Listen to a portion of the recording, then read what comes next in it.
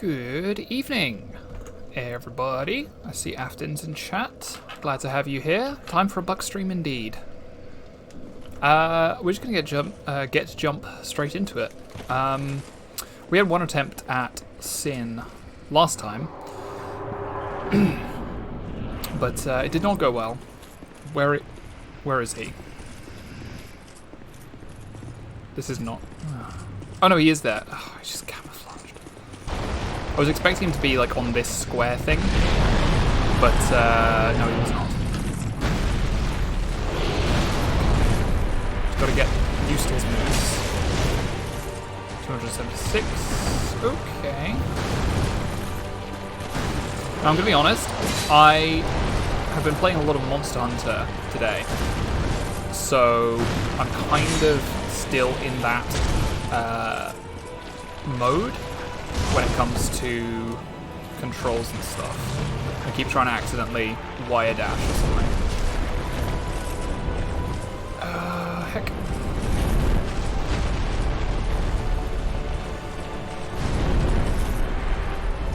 Come on, Sin. Okay. We timed that really well.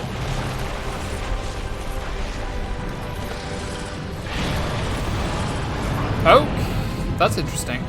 It extends back. I wasn't expecting that. Do we have to get far away? Yeah, okay, it's a radius thing.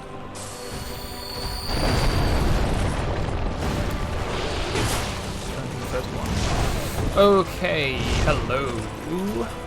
Thought I had my hammer equipped on my other slot. Apparently I do not. Dead.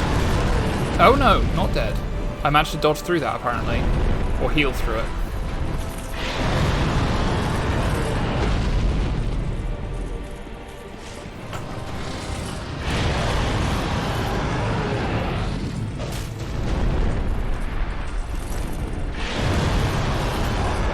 Okay. Man, the blast radius on those is really big. I was not expecting it to be quite so huge.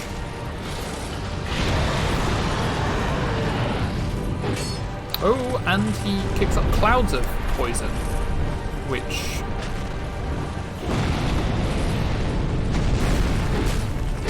Okay, I took some damage from that. Oh, there we are. Okay, cool. Pour myself a cup of tea. We did kind of well there, though. I'm going to test out the Blacksmith's hammer and see how that works. Just got to get myself a cup of green tea.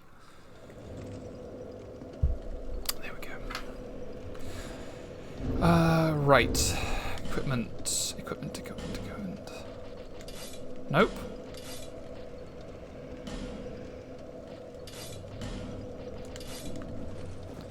So, here's what we're going to try.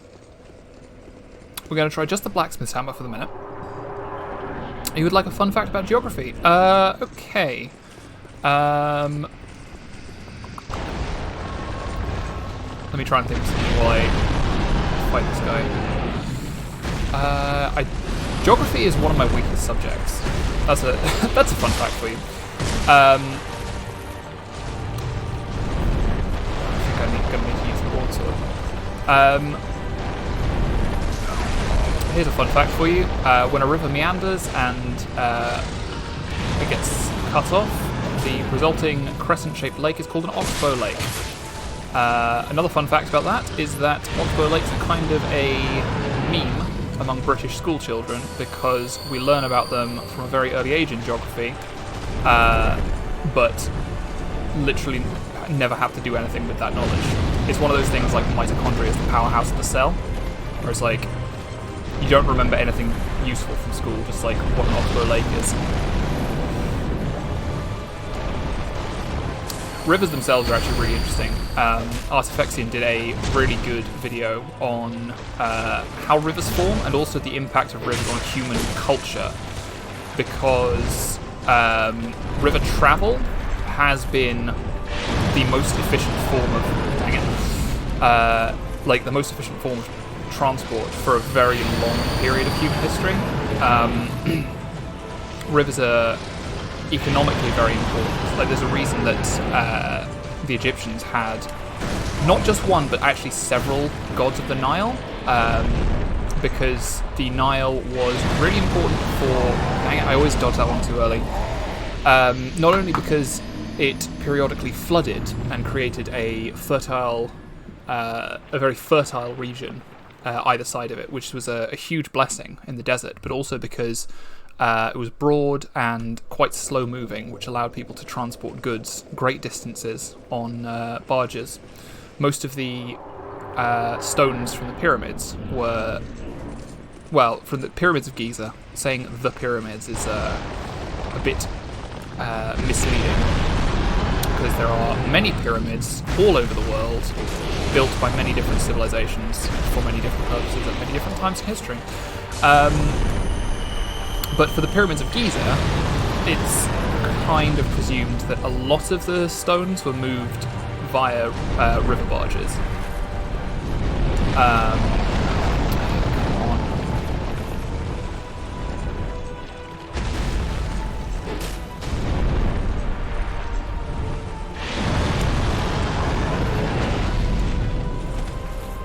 One of these days I'm going to actually learn what the hitbox on those things is.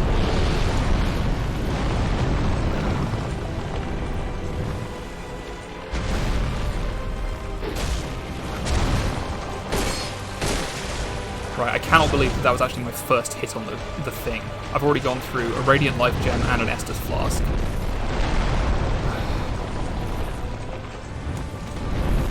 It would just be nice, you know, if he stayed on the ground where I could actually fight him.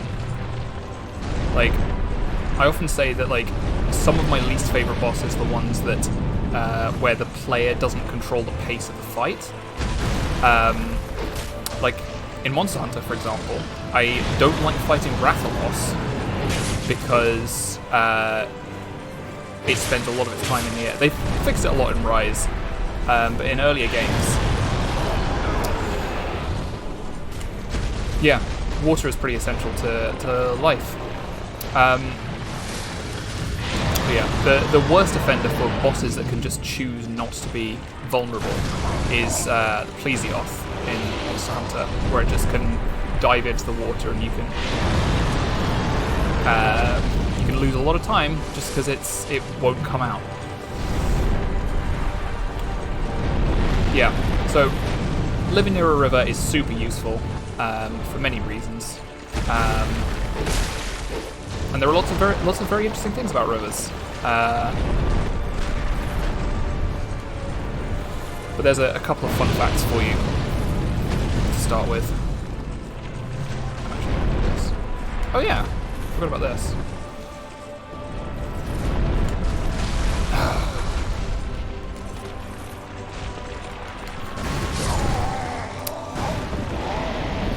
Oh dang. I could swear I had some souls, but then I dropped them.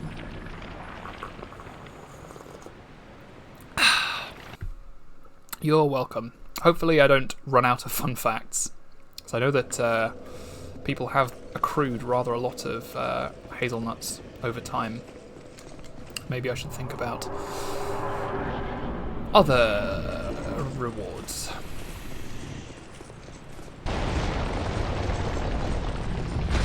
So my dad's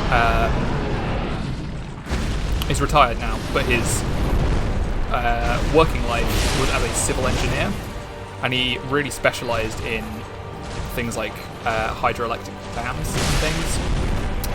He's really interested in like the movement of water and how you have to like build around it, because water's one of those things where it's not really, people don't think of it as heavy or hard, but if you don't factor in a lot of wiggle room, you know, the movement of water over time, it carves canyons, like the Grand Canyon in America. I was watching a video about the Grand Canyon the other day, and it's just so spectacular. And just to think that it's the movement of water this whole time that did that. So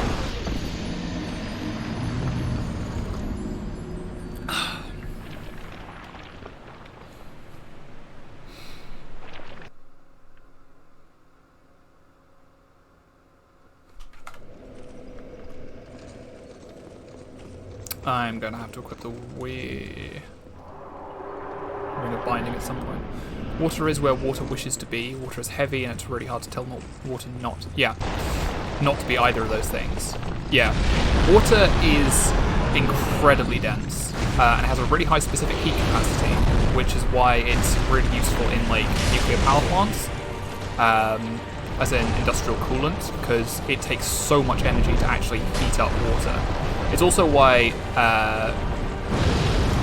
we bought an eco-friendly kettle recently, because as you know, I'm quite partial to a cup of tea, but one of the most environmentally unfriendly things that you can do is boil more water than you need to when you're boiling a kettle. So we have a kettle now that boils slower. It takes much longer to boil, but it's very well insulated and it keeps the water very hot after it's boiled. So it's quite good. It's quite good.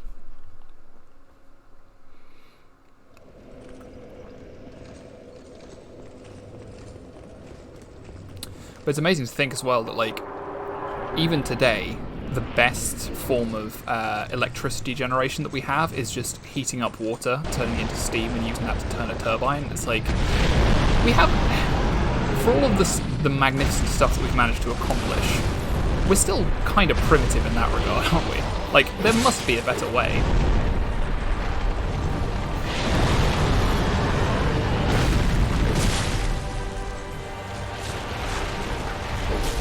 But I'm not an engineer, I'm not a scientist, so a lot of these things I know very little about. So yeah, don't quote me on it.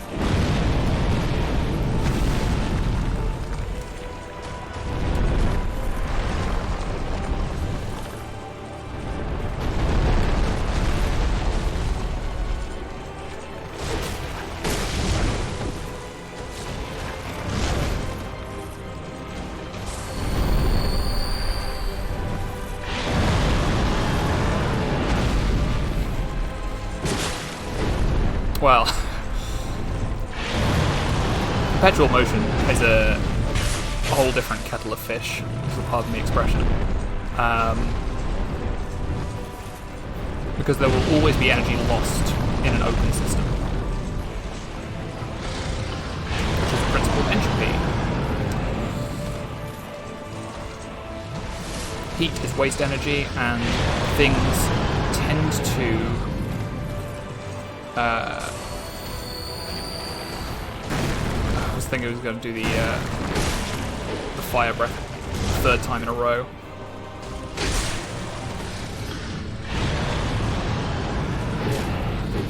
Dang it. Now I know what it's called, a broadsword, not a longsword.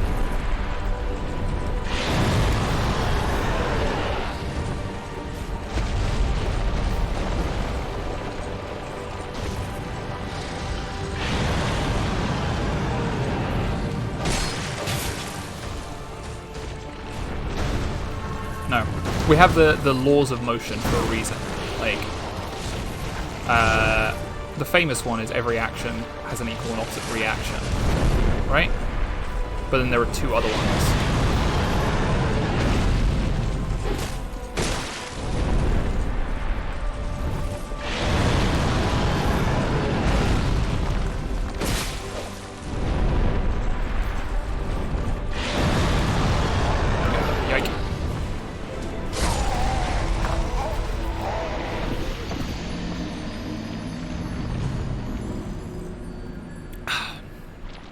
Yeah, even the best systems are going to lose energy somewhere. So, because of friction, we are going to... I'm going to keep the Poison Bite ring on. Actually, Mask of Judgment. Sanctum Knight armor probably is worthwhile.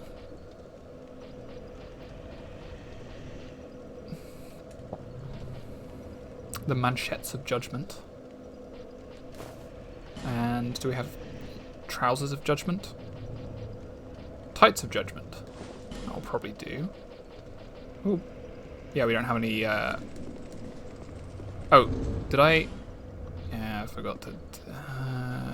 we're going to get rid of the Ring of Blades in favor of the Royal... No, the Ring of Binding. There we go. Yeah, I should have put it on earlier. Look at that. I think this is probably the setup, actually. So I'm going to take off this and this. Now, that will hopefully give us some extra invincibility frames on our rolls. Man. Poor Sin. Well, the thing is, it's not the physical damage that I'm worried about. It's the poison resistance. Limit Breakers did a fantastic video about that sort of thing. That yeah, almost all damage in Dark Souls 3 is physical. But I am kind of worried because Sin inflicts Toxic, which is just... I mean, Poison is already bad enough in Dark Souls 2. Like, it's already horrible. Horrible. But Sin inflicts Toxic, I'm fairly sure, which is just an even worse version of it.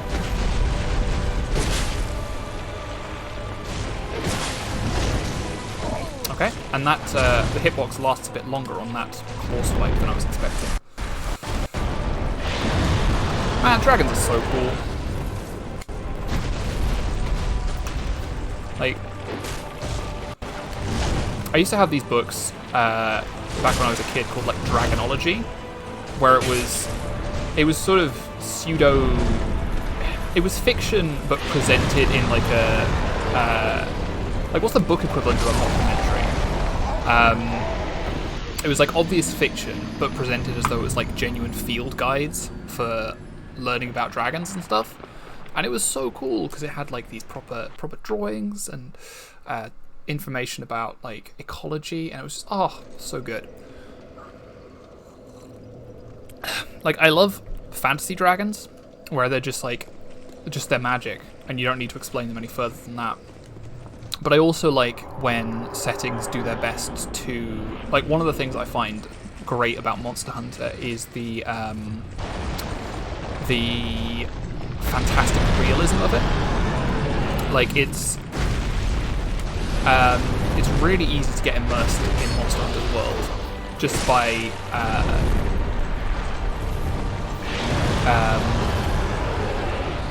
you know, it feels like a proper ecology, a proper living, breathing ecosystem that that the hunter comes in and just completely disrupts.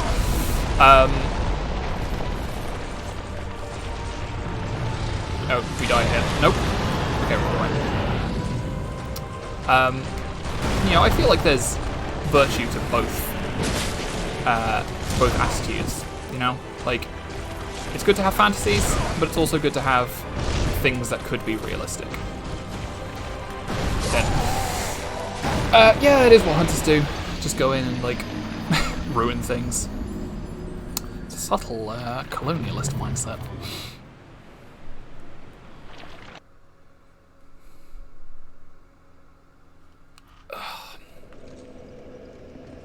I feel like we are making progress.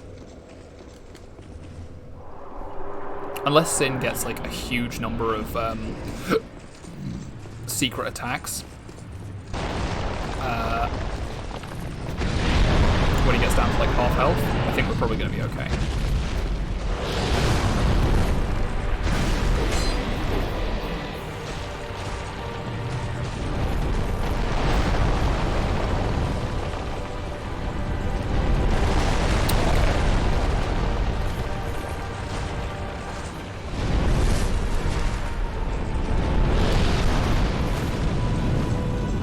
Running to one side is what we need to be doing.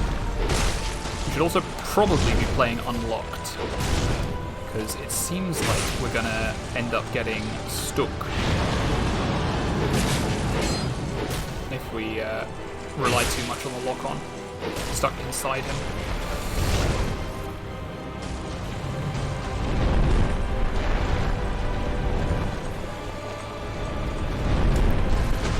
Okay, I didn't expect that dodge to work, but I'm glad that it did. Can't be too close. Can't be too close.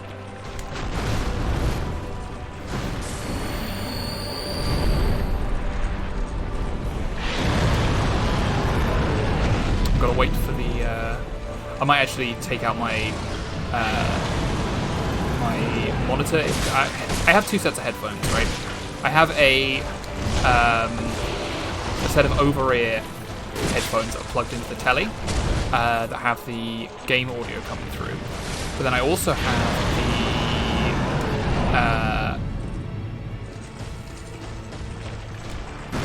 a pair of in-ear monitors, and I'm wearing them both at the same time. And that's for... And then... Oh! No, yeah, okay, I'm done. Monitors which I use to basically, like, listen to the stream audio and see how it sounds and all that kind of thing. But sometimes the game audio from the stream and the game audio from the TV, the telly, gets slightly out of sync. And for a lot of these fights, it is audio cues I'm starting to rely on, so...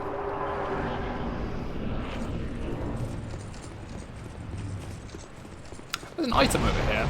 I've noticed it every time I've come in, and I've never actually had the wherewithal to pick it up. Also, apparently you can cut this guy's tail off. Now, in Monster Hunter... No, sorry, in Dark Souls, if you can cut an enemy's tail off, it usually gives you an item. Like every dragon, pretty much, if you cut its tail off, you can use it as a weapon. Including Priscilla.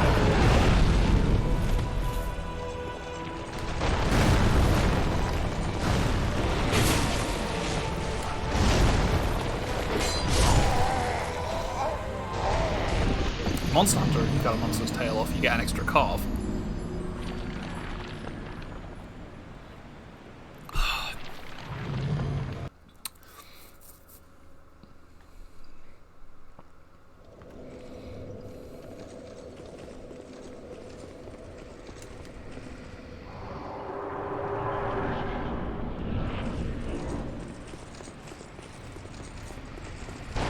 I might give the Ultra Greatsword a go, actually.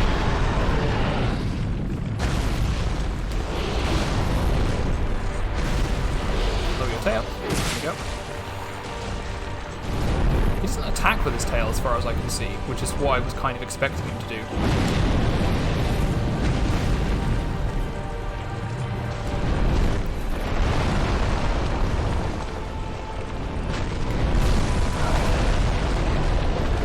Having difficulty gauging the size of his hitbox when he starts flying at me. It's like, is he getting closer or is he just getting bigger? I don't know. I have bad depth perception at the best of times, and it doesn't help when I'm looking at a 2D representation of a 3D object.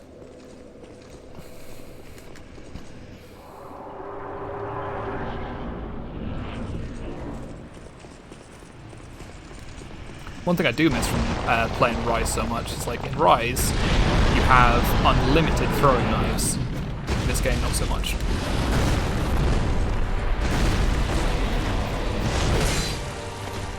I think I'm not going to focus on getting the tail off. I'm just going to take hits where I can get them. I think that's probably much safer.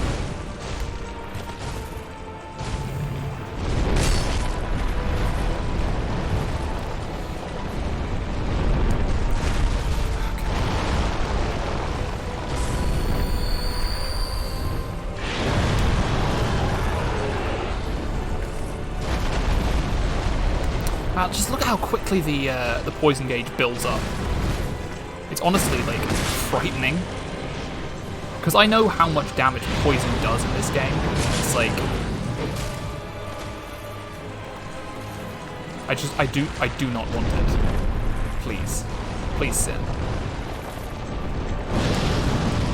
I really love the lore about Sin, actually, and the Sunken City in general. Which I don't know that we've got much of in this playthrough, but I will, like, possibly explain it as we're going along. I'm taking another sip. Nope.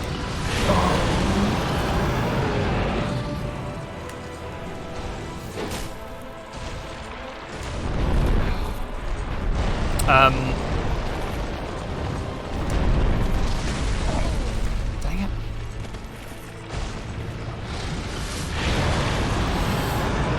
Yeah, so from what I remember,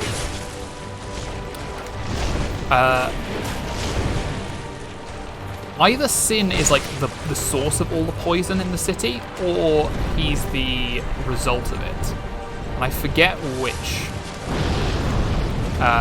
Like, I know that the reason he was slumbering is because of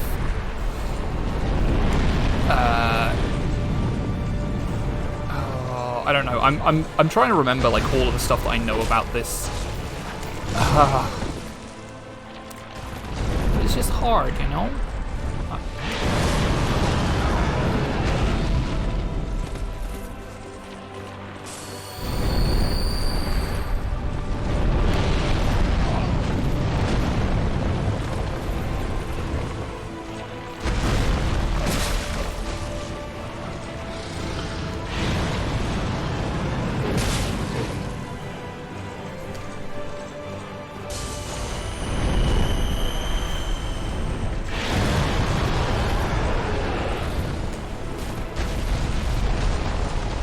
So, I'm gonna sort of paraphrase because I really don't know the lore off by heart.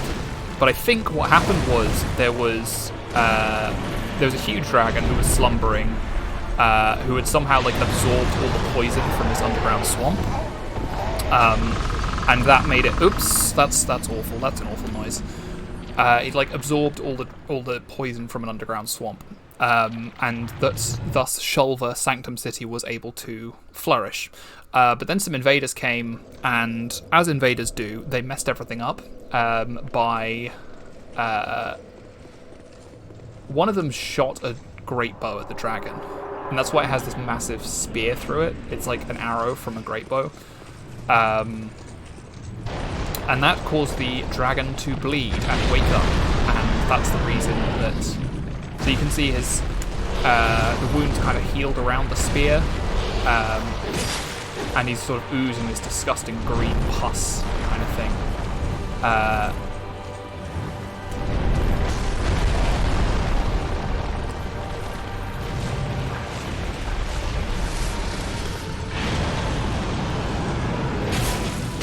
think it was a guy named York, but yeah, the reason everything is bad here is because the dragon was asleep, and then the dragon woke up. And I don't know what Alana's deal is, because I know that Aldia says that there are fragments of Manus, the father of the Abyss, who took on like human form and sought out great kings. One of whom was Nashandra, who turns out to be the final boss of this game, of the base game of Dark Souls 2, who sought out King Vendrick. But the other three are Elana was the Squalid Queen.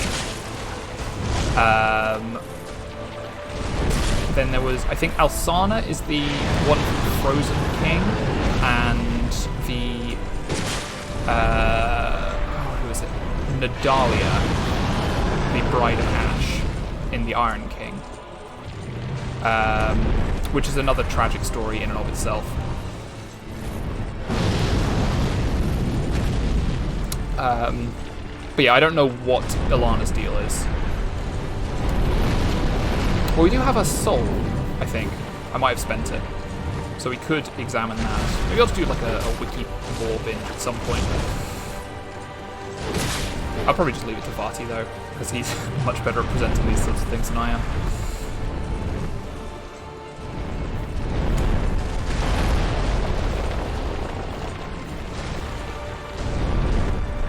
Can you just like give me one chance, please? Thank you.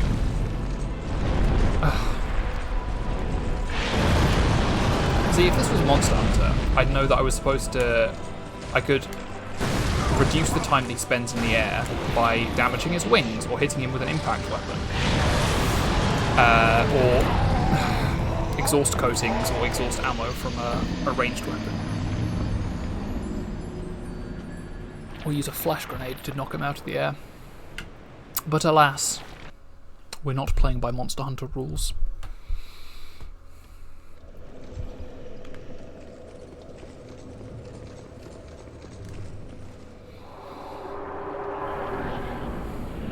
Maybe I'll go and pick up this item, whatsoever it may be.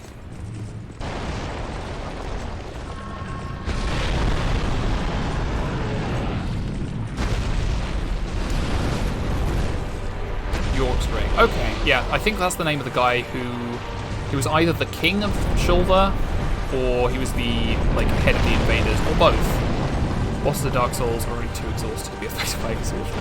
Yeah, well, why do they keep flying then? Medea had the decency to stay on the ground for most of the game. And Calamite, if you pay off. You can tell that the guy who shot Sin was no Hawkeye Goth, because he shot him through the chest rather than through the wing.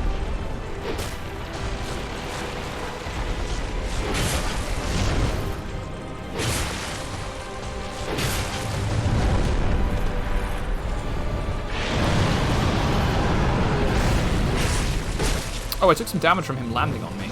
That's not good.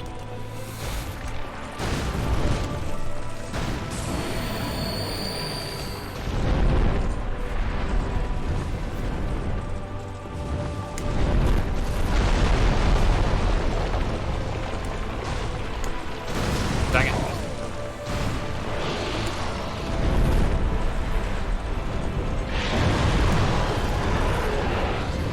I'm dead. I died.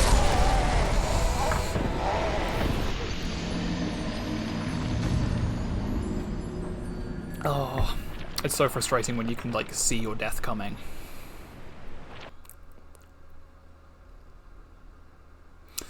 I imagine death so much it feels more like a memory. When's it gonna get me? In my sleep 7 feet ahead of me? If I see it coming, do I run or do I let it be? Is it like a beat without a melody?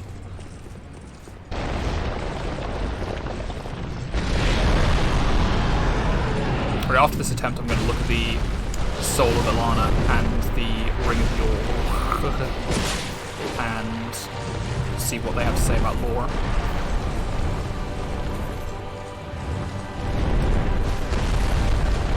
Maybe I should try my my 2 great shields for this.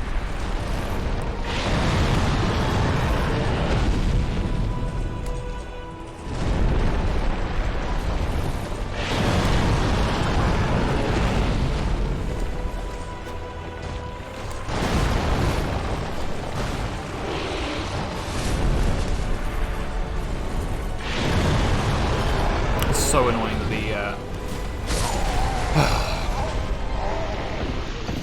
the hitbox on the fireball explosion comes out like a second after I think it's going to.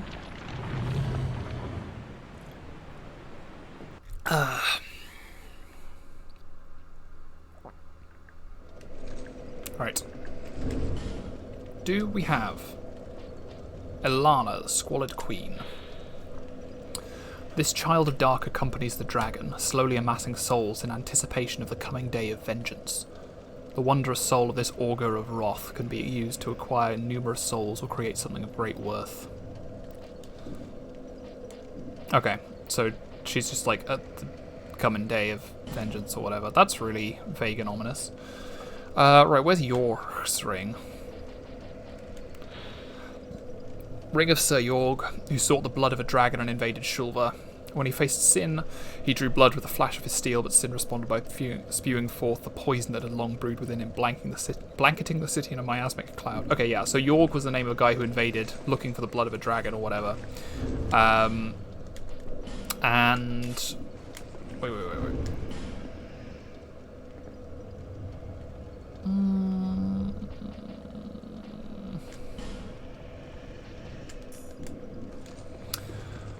And yeah. I still am not entirely clear on what Ilana was doing.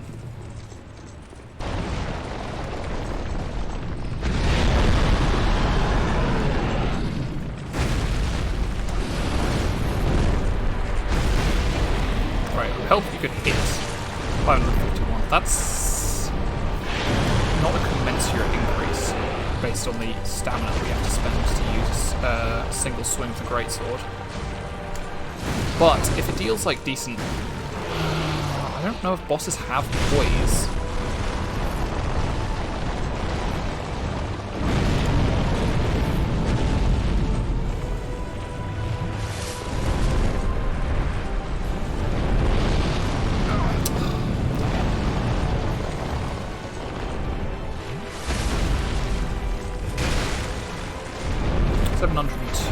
This could work. I've just got to be really careful not to take too many hits. But then again, the same can be said of any strategy.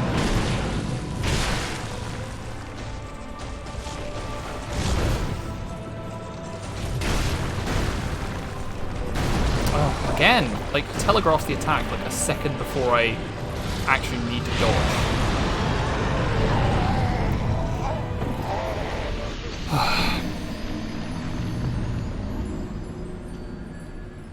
You know what I think we need? Let me see if I can remember the key combination. There we go. There we go. We're not getting cross.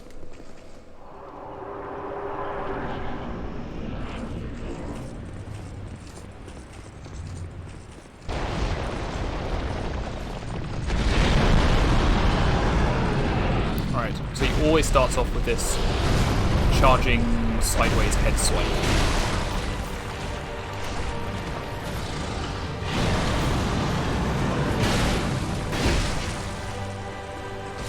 That was a decent hit.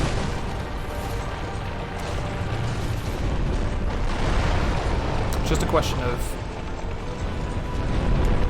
waiting for opportunities, because with the greatsword, once you start swinging, you're in a pretty committed relationship to that swing.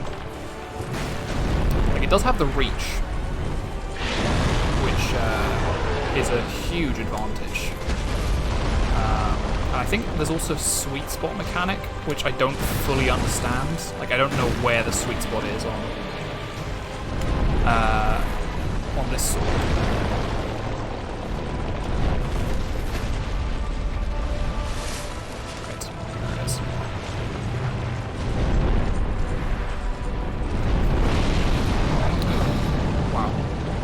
Hitbox on that fire in particular is a lot.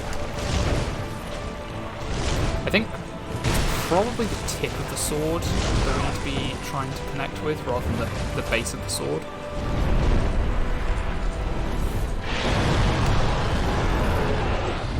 Nope, we die. Oh. Thought it was safe to take a drink, but nope.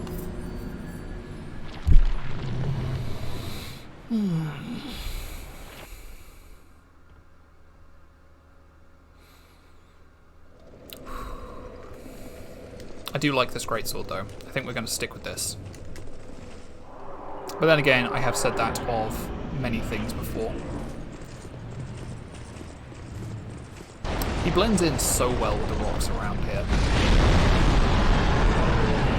He always starts off with his neck charge. Right, 2 swings there, not a single one connected.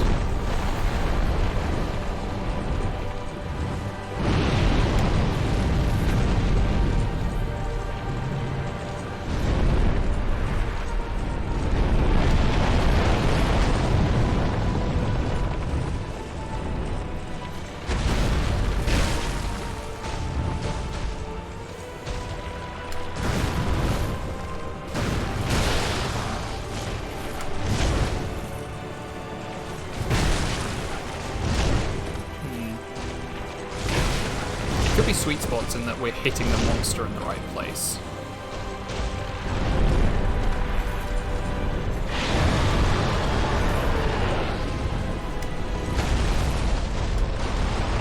Okay. After he does one of those big charges, that's when it's safe to take a drink.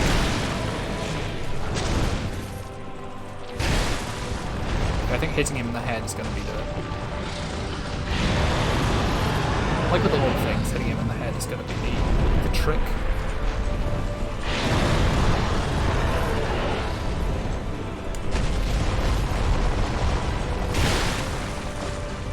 You've got to play it carefully, you know? Don't want to overextend ourselves. I always think of the... there's a scene in Highlander, the first one, the good one. Some would say the only one, but that's another story for another time. Where during Connor's training, Ramirez gives him the very sensible advice: never overextend your reach and never lose your temper, because it puts you off balance and very easy to counter. And I think about that a lot in combat games like this. Never overextend yourself. Which is also good advice for life generally. You know? Be very aware of your own limits.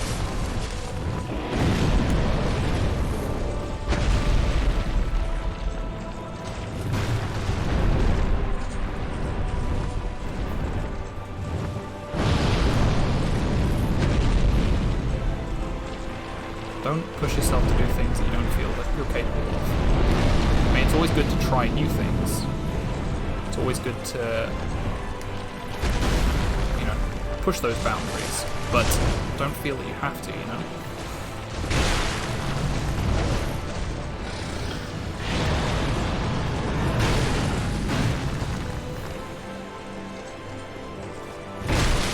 Okay, got the tail.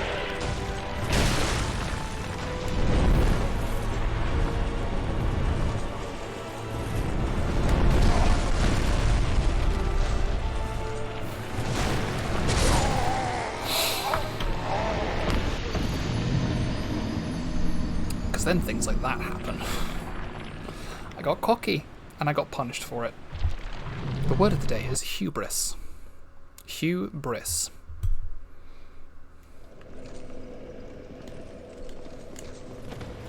Oh, one sec. One sec. Okay, good.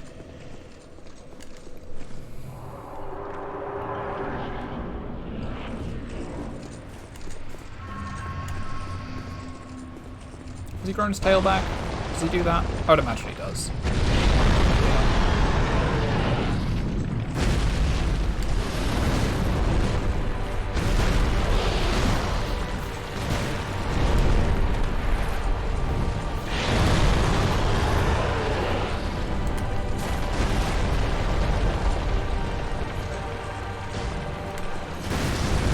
Again, it's always the ones where like they have a two-stage wind-up, you know?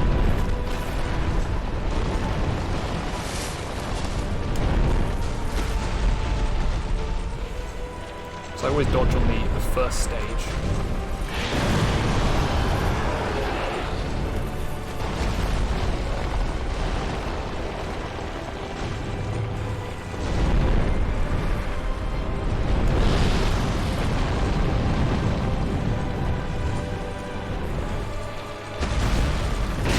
There we go. First hit. Already one Estus Flask down.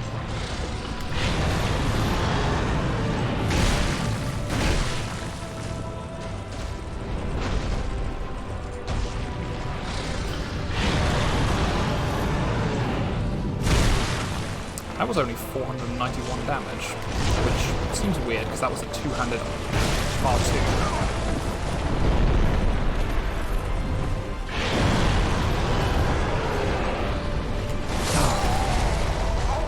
I always need to wait till after the charge. After the fireball is not safe. It isn't safe.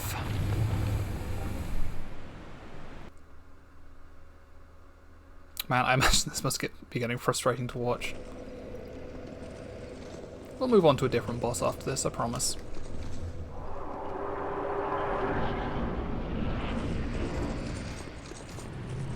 We are nearly there.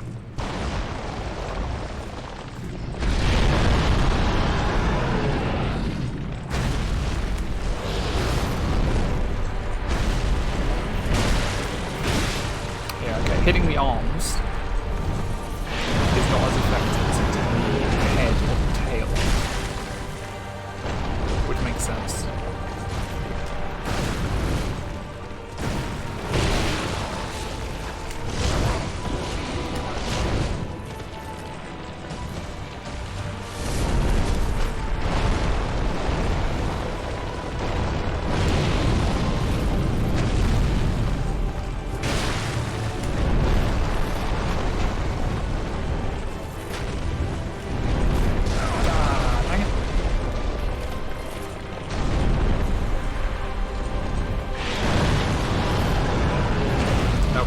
should have learned my lesson. That was not a safe.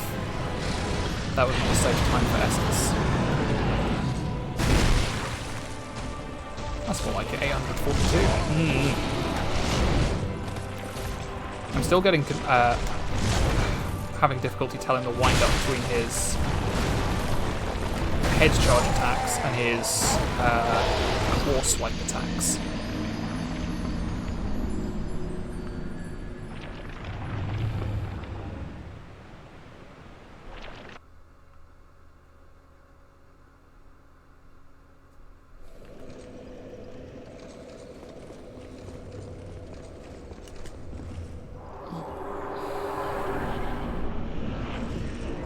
Hello again, Sin.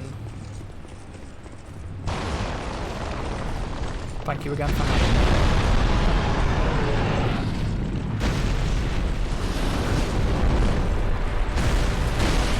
Yeah, it's less effective to hit his limbs, which makes sense.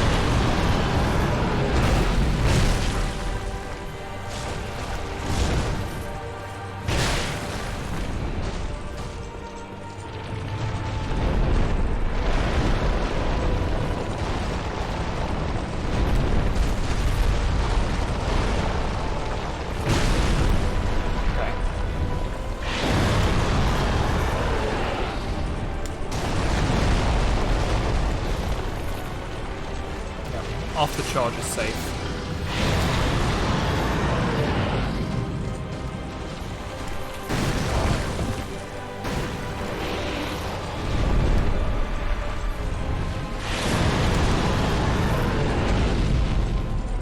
This poison mist lingers for a long time. It's a little bit frustrating.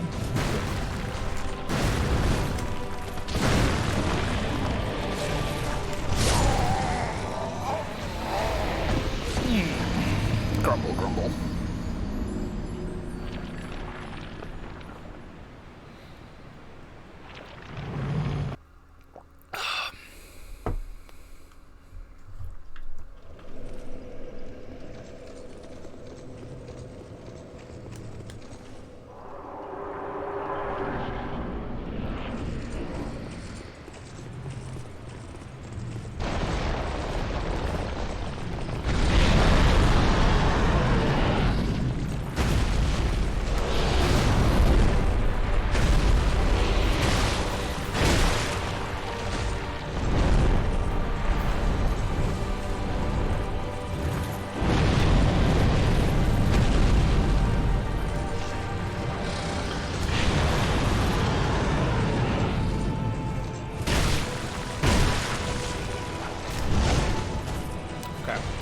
Hug the back legs. I think we can... Nope.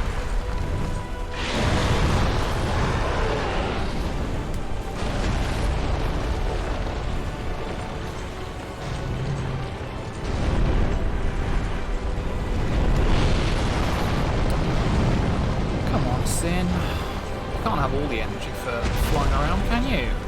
Gotta get tired. Although, like Captain says, you're probably already tired. That's my secret, Captain. The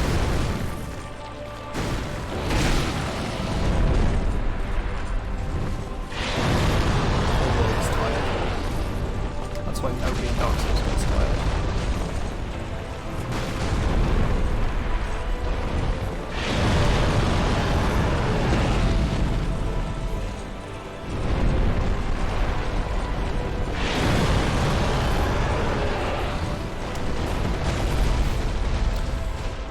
Would you like another fun fact? Free of charge this time.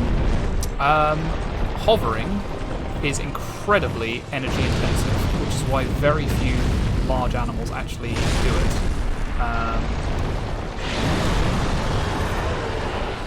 The only birds I can think of that do it are hummingbirds. Other birds can stay in place, but they do so with the aid of the wind and stuff. Hovering is usually restricted to very light creatures such as insects. Ultra Greatsword 5 at risk. That's interesting.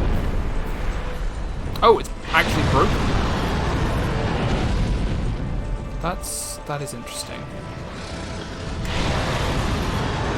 How did that happen?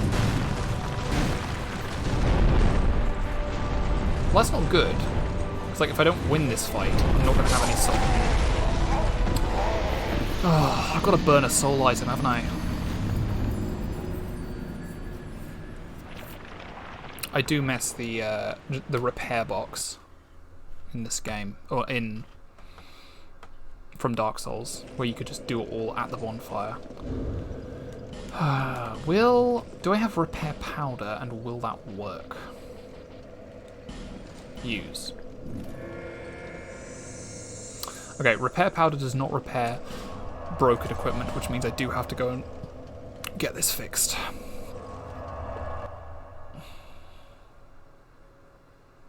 That's weird. I didn't notice the durability going down. On the almost successful attempt, it didn't go down very far at all. Right. What's the smallest soul item we have?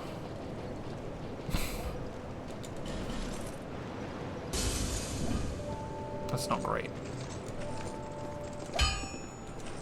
Come on, Lenigrast. Lenigrast, talk to me. I knew. Repair weapon armor. Ugh. 2,000 souls. Maybe I should go and sell some stuff to Gavlan. After all, he does wheel and deal. Maybe it's about time to burn the soul of the... I suppose I could burn the soul of Ilana.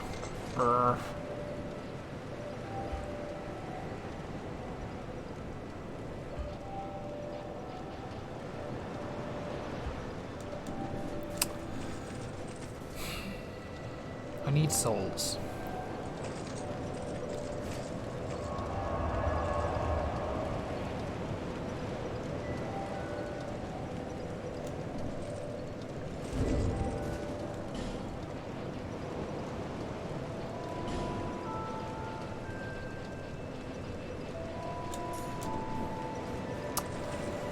Right, where can we go to get souls? I will go to Shulva. And just like beat up some of the monsters here. Oh, that's so frustrating, honestly.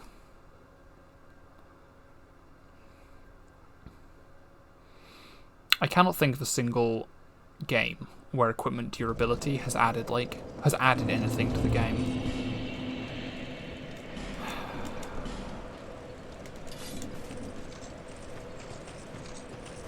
I mean, arguably it is useful in, like, survival games. And to a certain extent, you do have to play Dark Souls in a particular way to manage equipment durability. But for the most part, it is just a chore. Like, it's one of those things that so rarely comes into play as an actual factor. Alright, there, sir.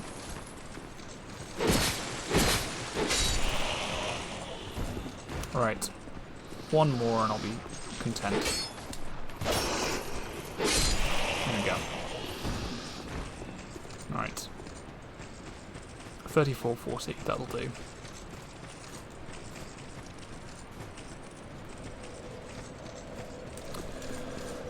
And then of course, the annoying thing is that we have to walk back to Majula the whole time.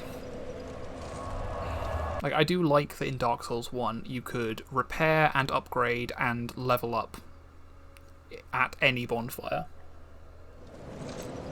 That's one of the reasons I lose so many souls, you know? It's because, like, if I beat a boss, right, and I get the souls from it, I don't want to immediately go back to Majula. Like, it feels like sitting through 2 loading screens is just...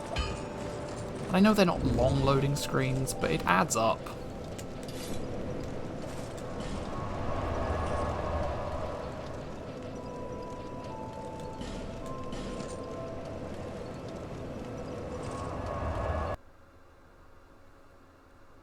Even just being able to repair equipment at any bonfire would be great.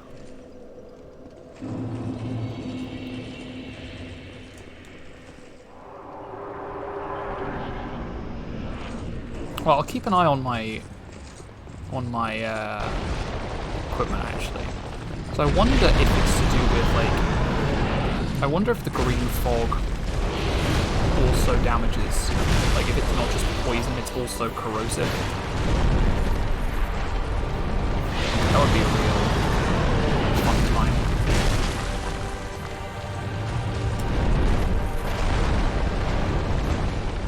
We actually have souls to lose this time, so we better not.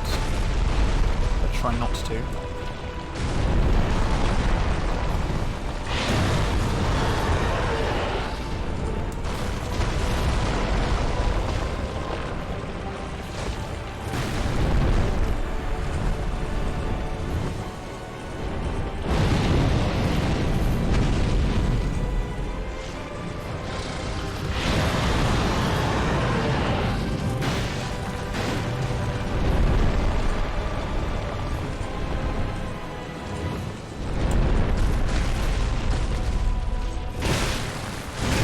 Very well to be that each hit, like the greatsword doesn't have great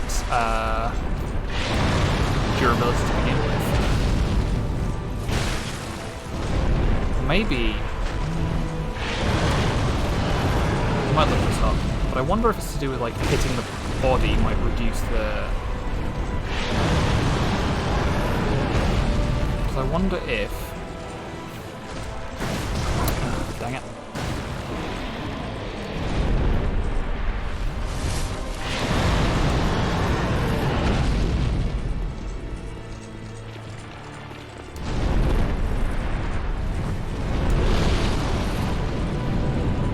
My hypothesis is that hitting the body, or hitting like near the wound, at least, is what causes your equipment to degrade at a higher rate. And I don't really have much evidence to support this, except for the fact that when I was hitting the body, it seemed to be reducing my equipment's durability at a higher rate. But look, I've already got.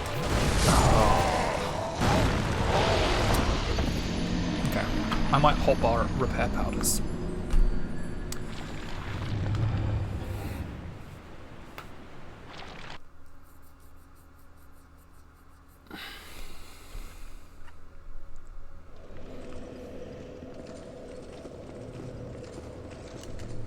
Be wary of equipment breakage, therefore weakness test. Okay, maybe that is it.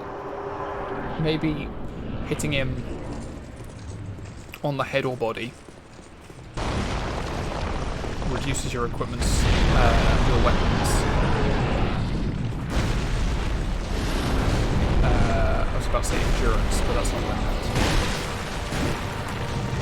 I meant durability. I'll have to look this up afterwards, because if that is the case, that's actually a really interesting mechanic.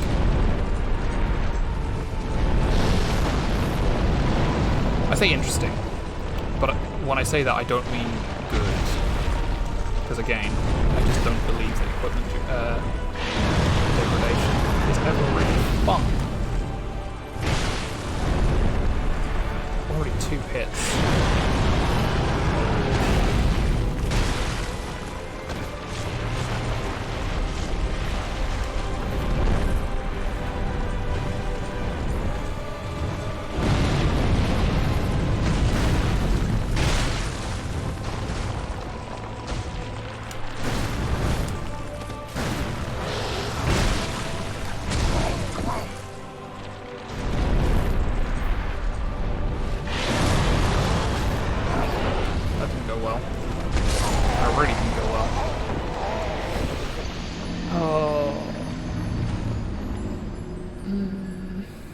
I feel like we are making progress though.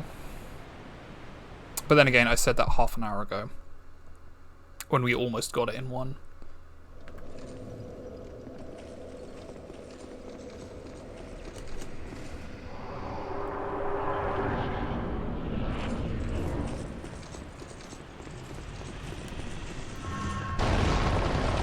Did I not have souls that time, I thought I had some left over from the repairs.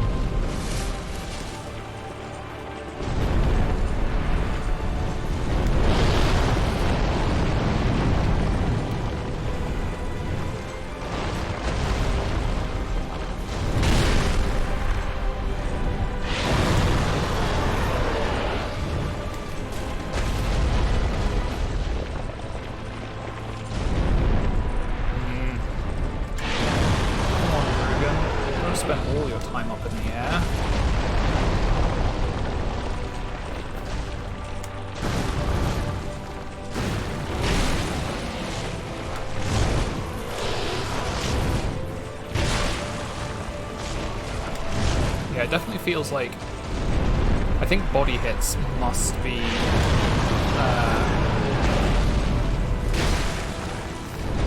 must reduce your durability more than head or tail hits.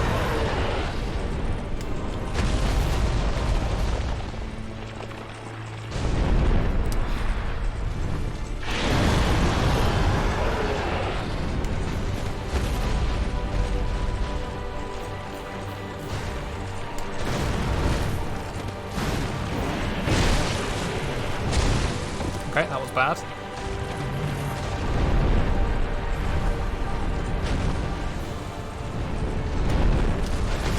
Drink, drink, drink, drink, drink.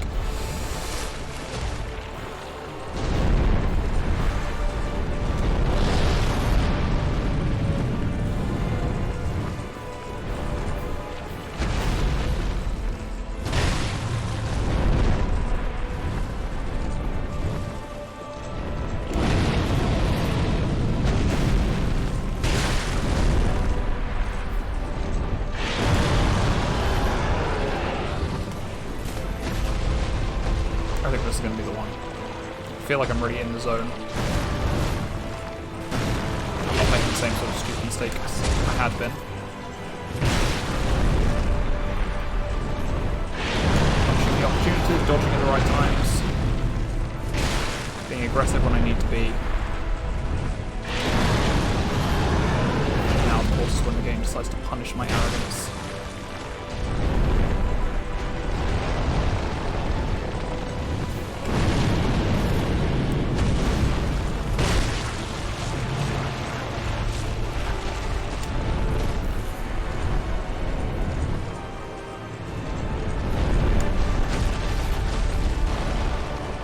Or not. We did it! Hooray! And with that, we've claimed the crown of the Sunken King.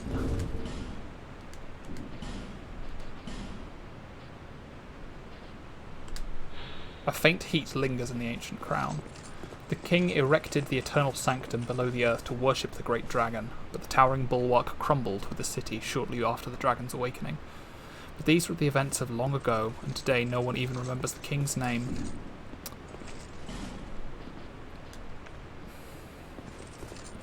Looks like it increases a couple of stats and decreases a couple of other stats.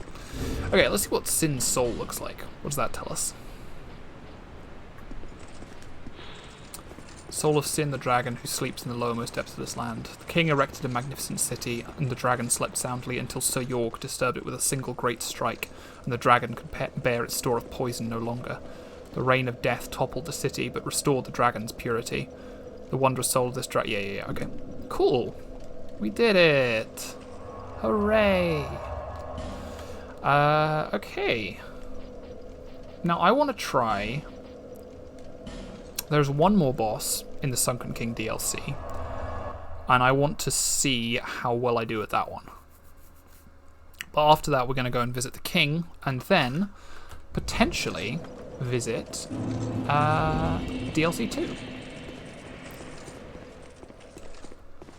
So, actually getting to this boss is a bit of a pain, because what we have to do is leap down a series of holes and get completely turned around.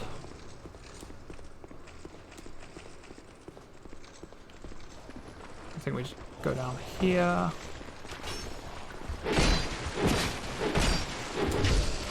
Yeah, I forget. This looks right, hang on. Excuse me, excuse me. Nope, this is wrong. This is the wrong place.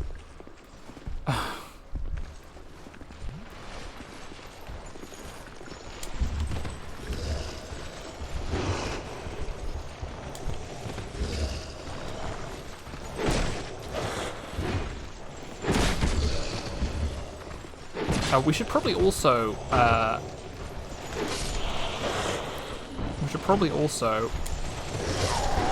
after we get those souls back, go and spend them, because that's something I was talking about like right earlier on, wasn't it?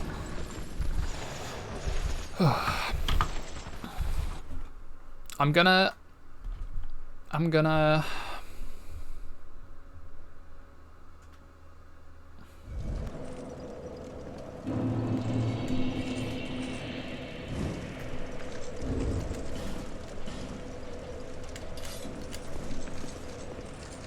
I'm gonna light up some of these torches as we go. By which I mean, I think I just saw the one.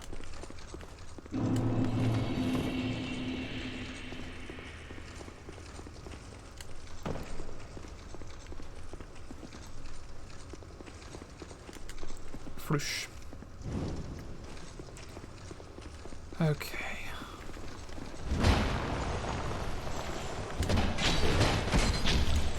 Excuse me. Right, this is not going to be as easy as I thought it was.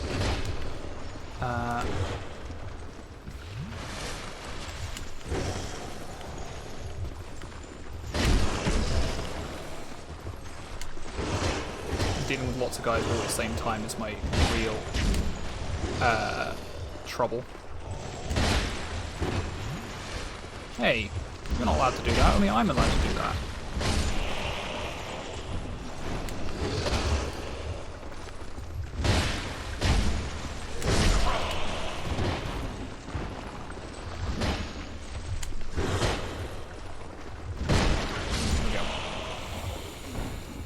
Light up the torch. I need to play this careful because I absolutely do not want to lose the 100-something thousand souls that I got from Sin. Okay. And of course, they decided they would make the statues from Black Gulch even more obnoxious.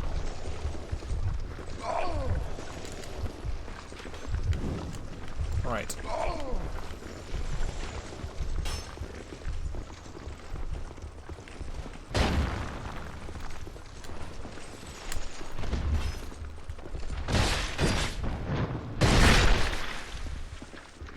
Right, again, we're playing this carefully. We are not going to... Oops, oops, okay, that's bad, that's bad, that's bad, that's bad, that's bad, that's bad, that's bad, that's bad. I think there's an archer down here who fires poisoned arrows at you. No, no, no, no, no, no, no, come on. Drink, drink, drink, drink! Okay, well, there's 100,000 souls we're never going to see again.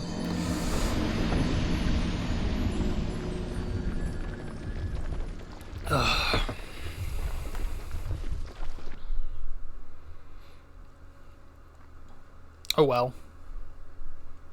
Hopefully we get some souls from the other boss.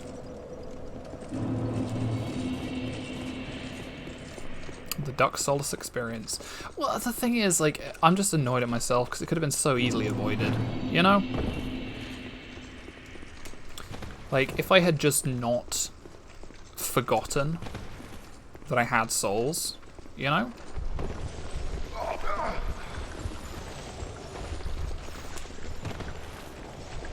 Alright, this is not the way. Oh, these statues are so pain.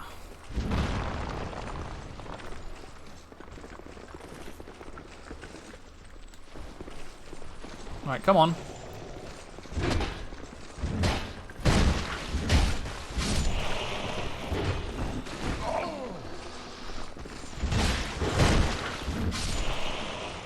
Yeah, pressure's off now. We don't have to worry about it anymore. But I also don't remember... Ah, it's this way. Leave me alone, thank you. Ugh. There's not a thing to reduce petrification build-up, is there? Well, there's that, but... No, it doesn't look like it. I guess our only option is to charge through and hope we get lucky.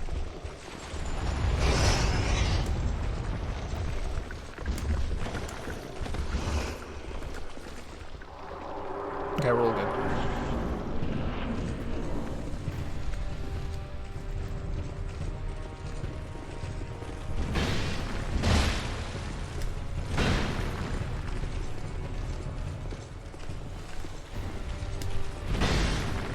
I told you about how I kind of hate the PvP in these games. I mean, I don't hate it, and I certainly don't hate that it exists. It's just I don't like being forced into it, you know?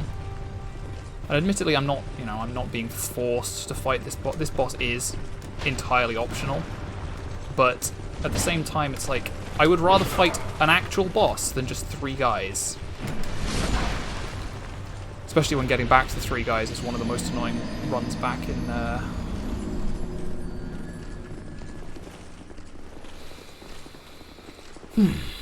I don't deal well with other hunters, and I don't deal well with uneven fights where it's multiple guys against just one of me. Just 3 lads.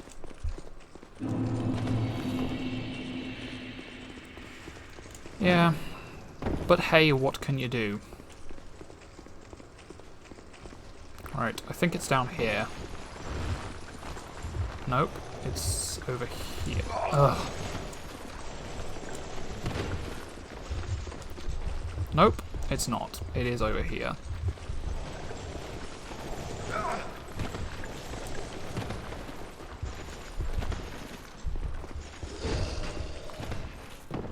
Two lads too many. I could probably deal with like a one-on-one fight, you know? And I've done plenty in this game to show that I can.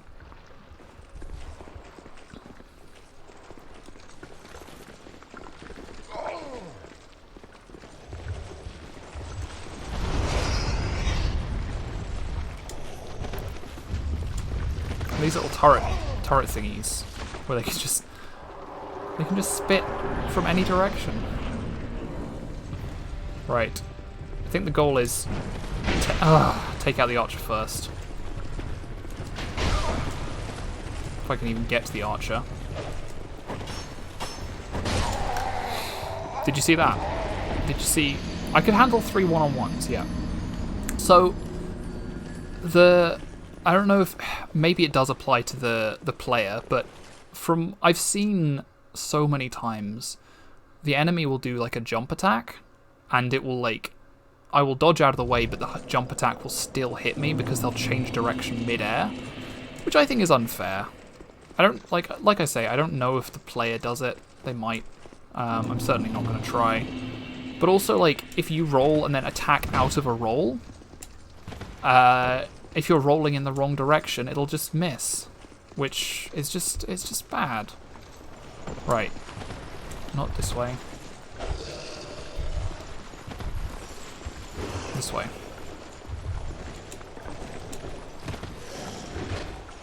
No, not this way. Ugh.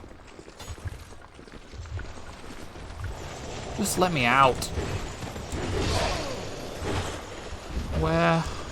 Down here. Yeah, it's... I feel like... I don't know. I don't even know if it is actually unfair, or if I'm just perceiving it as being unfair. But it feels unfair, you know? And in a game like this, I think the feeling is in some ways more important than the truth.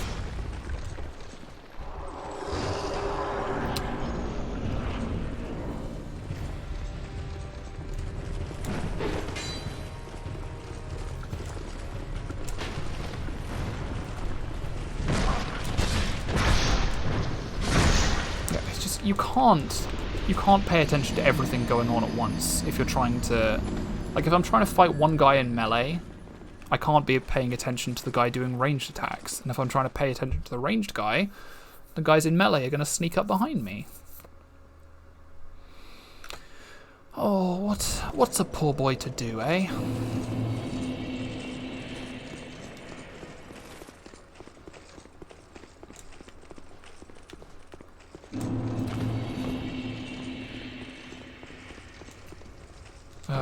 I don't even know if I have bombs.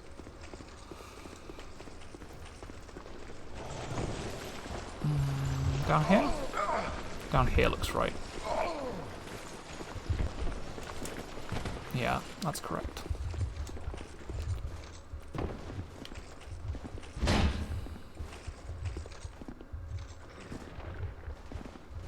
going to wait for my petrification build-up to clear.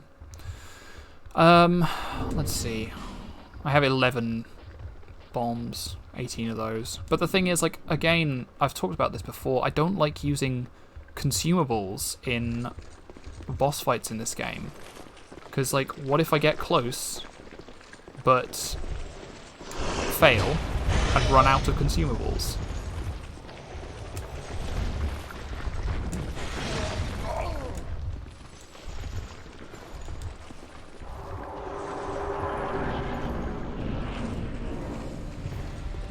Right.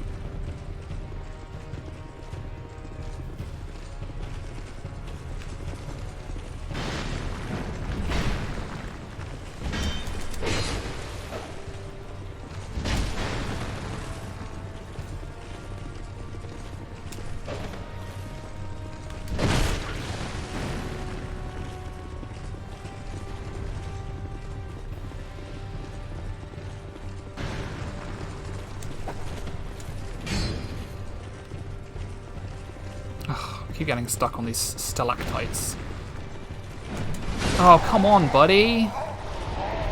And in a 3-on-1 fight, there's no time to heal.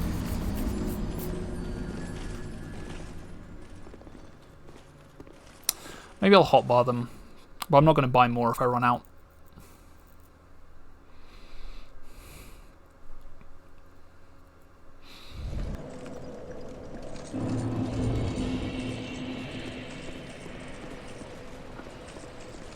Yeah, dude, juice me for juicing. We'll try lightning urns. They seem heavily armoured, and I think fire doesn't work on tin cans. Yeah. Dude, juiced me for juicing.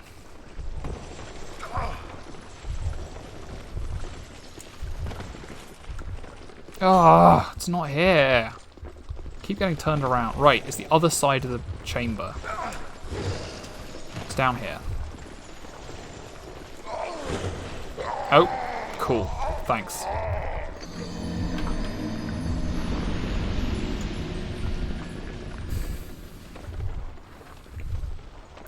I just want to fight the bosses. Why won't you let me fight the bosses, Dark Souls 2?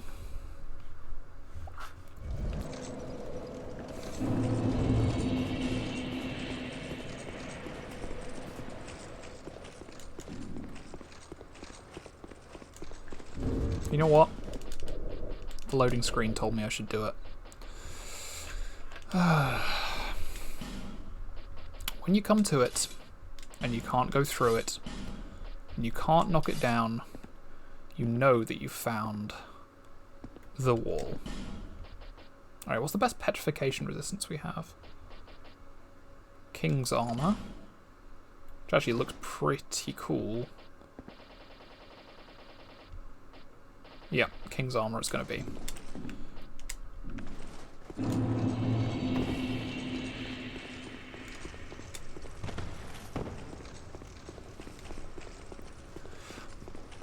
Right.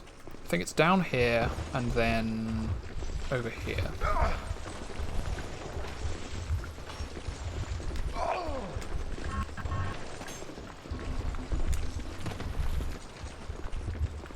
Well, that didn't work a darn bit.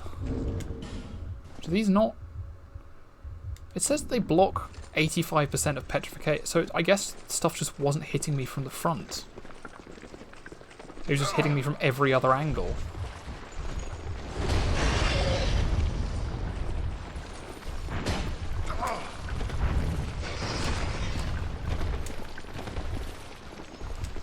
There we go. Okay. Come on, you two.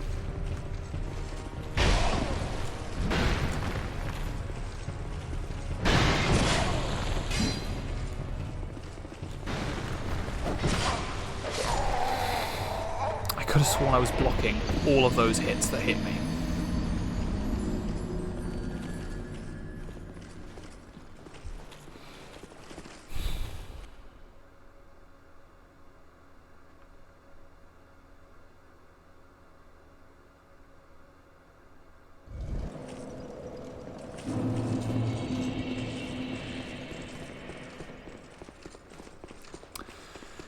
Okay, you want a bad joke?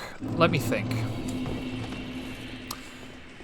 Now, the thing is, I used to know a load of bad jokes. I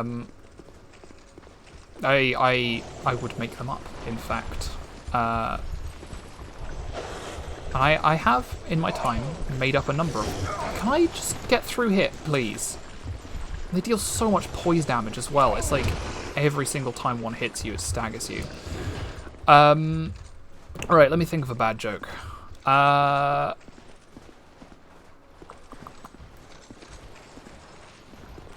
Maybe I should have actually prepared some stuff beforehand.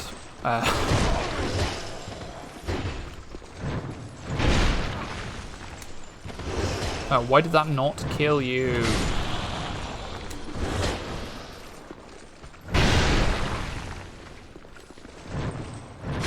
we go. I thought that I had something, but my mind has just gone completely blank. Yeah, trying out my new redeems is good. The thing is, like, I should probably have something in mind for those new redeems. Right.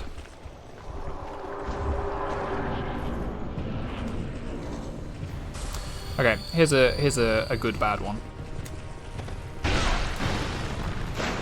What's the difference between a piano and a fish? Oh, there's petrification things down here as well. That's fun. That's good. Friendly.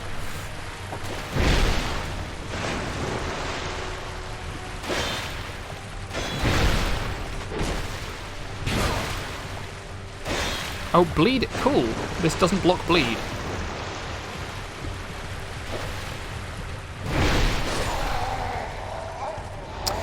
What's the difference between a piano and a fish?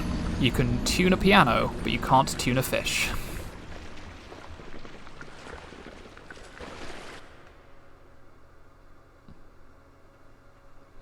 I like what's the difference between jokes. That's some of my favourite wordplay comes from those sorts of things.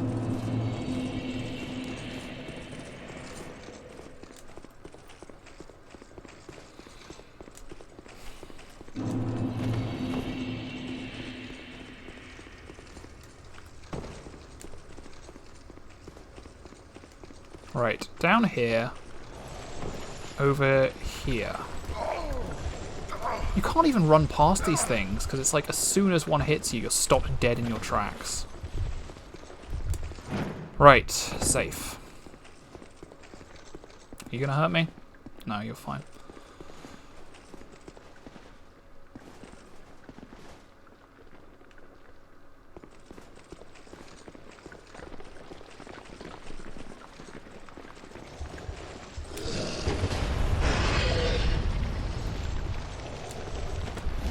Did you see that? Like 6 projectiles from all over the place. And they stagger you so easily. I know I'm just complaining about the same things over and over again. But like, it is just getting to me, you know? Yeah.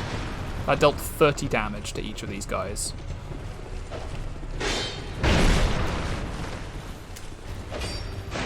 The problem with this is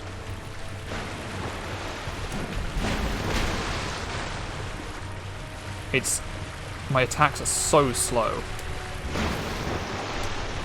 that I just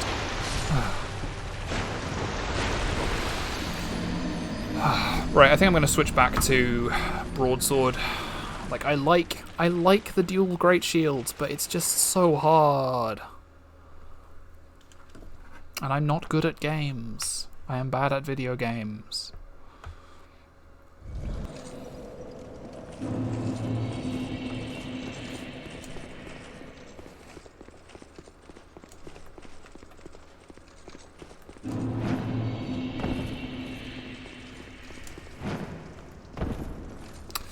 So I think the bombs are probably a non-starter.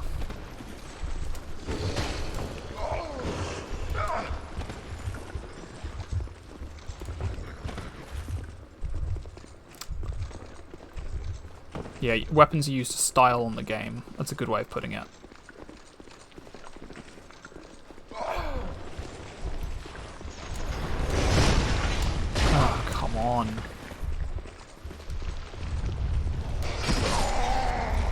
No, the bombs did about like 30 damage to each of them. Like, it was such small numbers. I'll try again, because it might have been that they were blocking when I hit them. But I don't know. I don't know. It didn't seem like bombs did very much. Right. Dual shields are out. Friendship ended with dual great shields. Now broadsword is my best friend. So few things actually have, like, petrification resistance. I wonder if that's because, like, there's almost nothing in the game that actually petrifies you. Oh, posture checking. Thank you. I've been very cognizant of my posture over the past couple of days because I have been having some back pains. Right, King's armor. I'm just going to wear the King set. I know there's no, like, matching set bonus or anything, but there we are. Right. Broadsword and shield and longsword.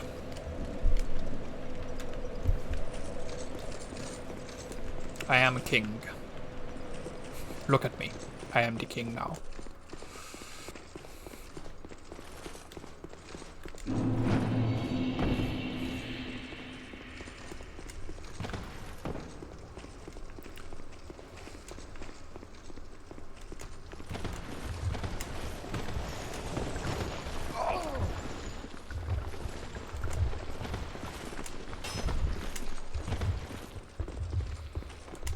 Well, I managed to get through that time without taking very much damage at all. And I think rolling was the trick. Not sprinting, rolling.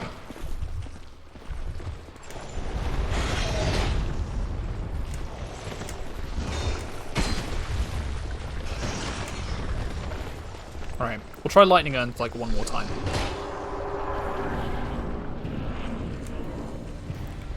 Come on, you two. Yeah, 48 damage. I mean, it could very well be that I don't have, like, a lot of scaling.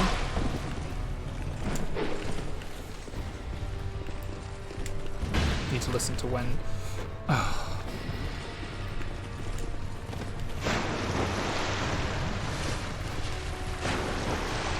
Maybe I can trick them into getting petrified. Do you think that would work? I think it probably wouldn't.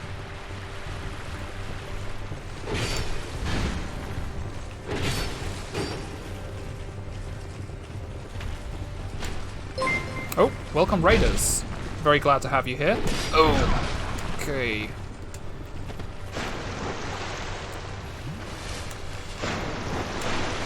There's a name I don't recognize. Jack Panda. Are you new here, Jack Panda, or have I seen you before? I'm sorry, I'm very bad with names. So, if you are new, welcome. If you are not new, glad to have you back.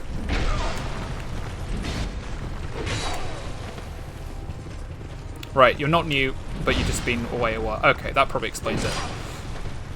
Well, like I say, glad to have you back.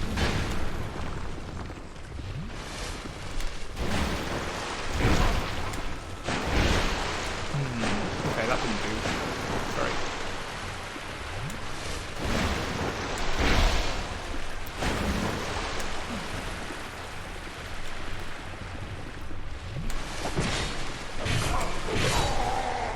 I thought I dodged those, but apparently not.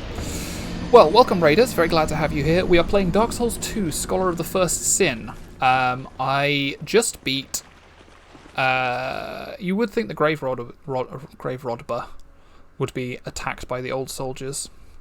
We've beaten Sin, so we've claimed the crown of the Sunken King, and now I just want to finish up everything in Shulver before I abandon it and never think about it again. I think I have all 3 of the DLC keys, so we don't need to worry about going back and collecting any of those. So after we're done here, we will just head straight over to Broom Tower, I think. I think Broom Tower is DLC 2.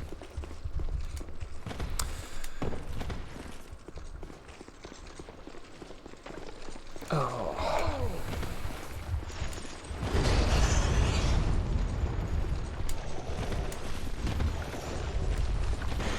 Okay. Got through that relatively clean. That's fine. We take those.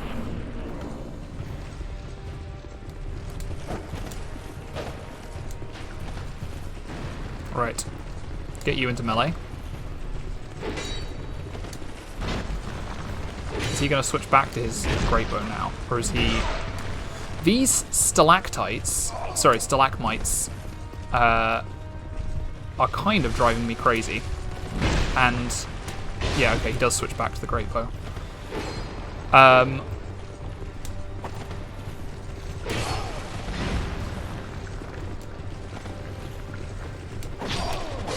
Yeah, I just keep getting caught on these things.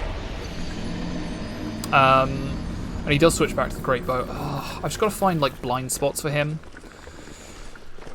I think I can't narrow it down below 2 on 1. I think the guy with the 2 swords and the guy with the big ol' club are both going to just harangue me up close, so I don't think there's any way I can separate them.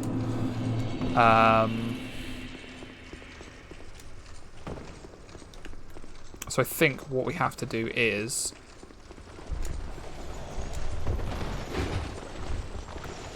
yeah, we do have to fight those two, but if we can get them out of sight of the guy with the bow, we might be alright. And I think just like with Sin, the trick is play it cautiously, punish when they overreach, but otherwise, and also be aware of stalagmites, sorry.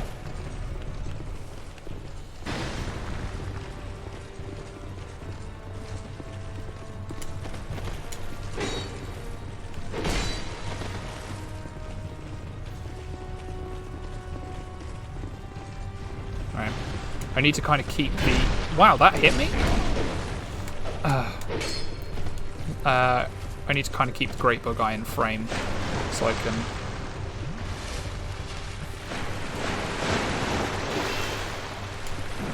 Yeah, see? If I roll and do an attack...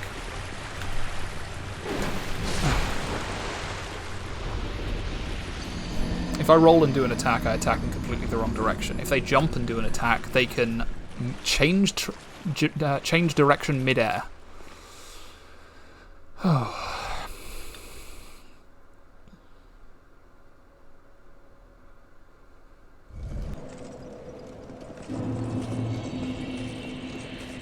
Man, I just wish... I wish the run back wasn't so arduous. You know? Like, it was nice of Sin to have his bonfire right next to his arena. Like, good on you, Sin. You go, Glen Coco.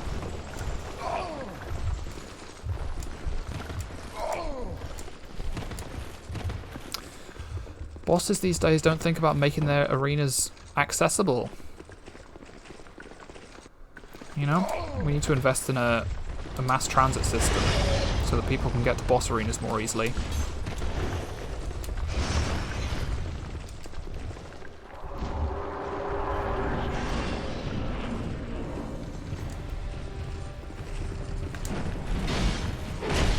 Okay, I took a hit from the great bow there. Ugh. I mean, it's not the enemies that are the problem. The enemies I'm fine with, it's the statues that try and petrify you that are the real problem.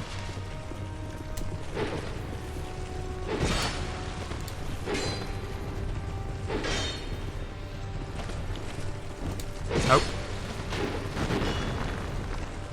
Can you... It would be really nice if my guy would face the right direction when he was doing an attack.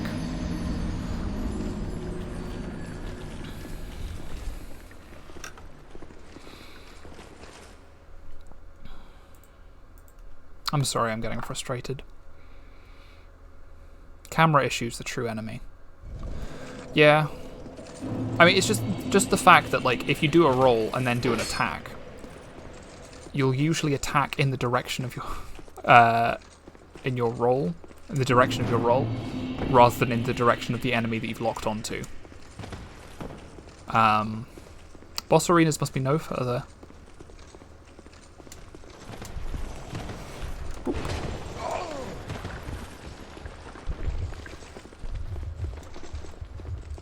Yeah, boss arenas must be no further than 30 paces horizontally and 20 feet vertically from a bonfire. Yeah. Also, if you have stairs up to your bonfire, think about putting in a ramp for accessibility.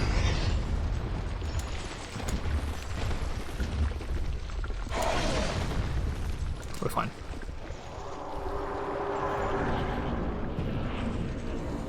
Right, come on you two.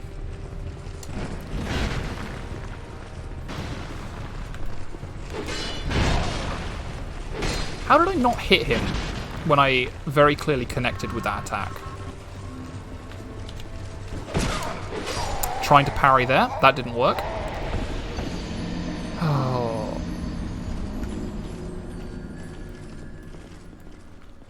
I should know better.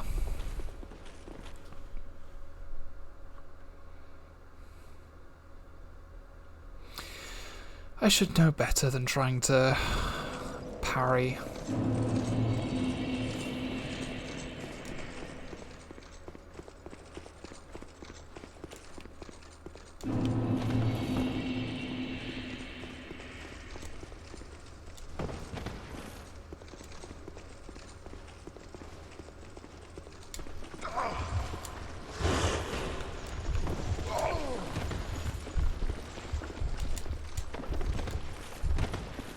Broke your neck rolling away from some guards on stairs. Yeah, that's what I'm saying. Like, people don't think about boss arenas. This is something that actually, like, has kind of been in the discourse surrounding, like, tabletop gaming, because Wizards of the Coast released, like, official rules for wheelchairs in D&D, and people kicked up a fuss about it. But, you know, I think making games like, more accessible to more people is always better. Can you...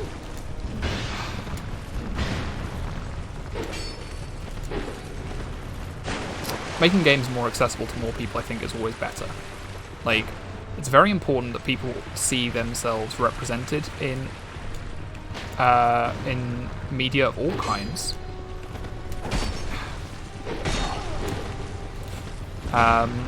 So, you know, giving people the option to play with... Like, I get the argument that some people make that, like, people want to play a fantasy game, and, you know, whose fantasy is it to not have working legs, but at the same time, I think it's important to show that, you know, people of all stripes want to come together to play D&D, and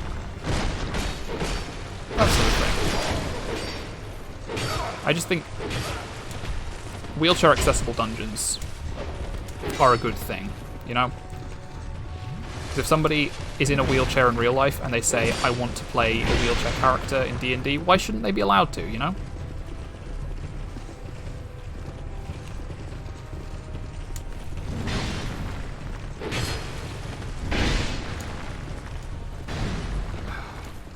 At least these guys can't hit me when I'm down. Boy, do they do a lot of damage when they do hit me.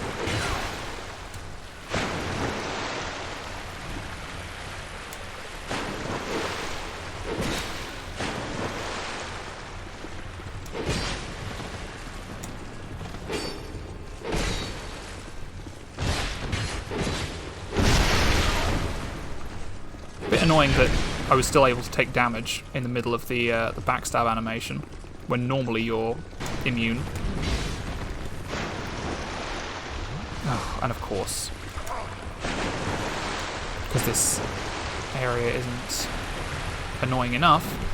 Oh, can you just... Come on, come at me one at a time, guys.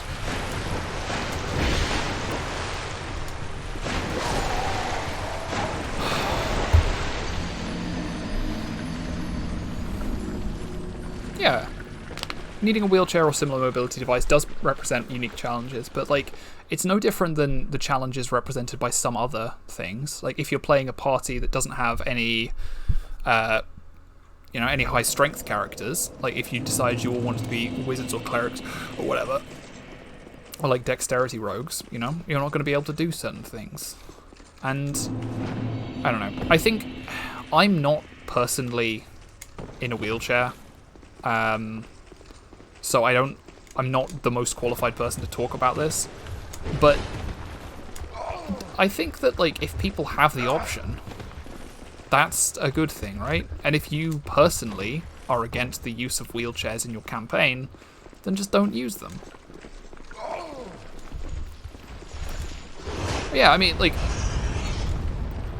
in 5th edition Dungeons & Dragons, small player characters, which is gnomes and halflings, can't use particular kinds of weapons. You know? Like, that's just how the game be. They have different things that they can do, and different things that they can't do. You know? A tall character can't squeeze through a small gap.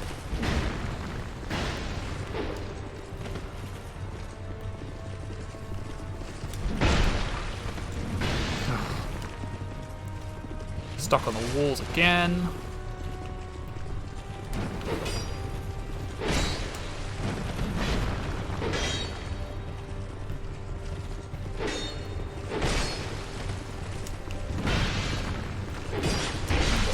Excuse me? No, they don't have smaller variants. A halfling can use a bastard sword. Not a bastard sword. A longsword. There aren't bastard swords in 5th edition. They can use a longsword with 2 hands, but they can't use any, like, 2-handed weapons for normal folk. In earlier editions, like 3.5, you could get weapons for any size of character, but they had, like, different damage dice. So if you were playing a small character, you would use smaller. You would, on average, deal less damage with your weapons than a medium-sized character.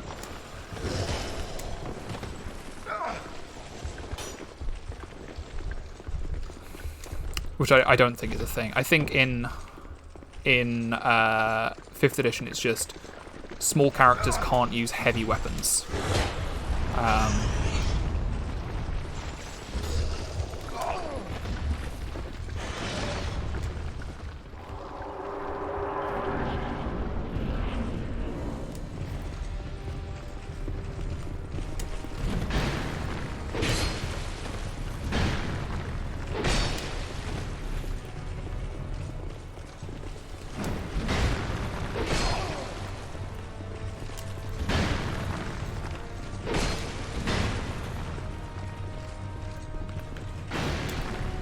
Nope, this is a bad idea.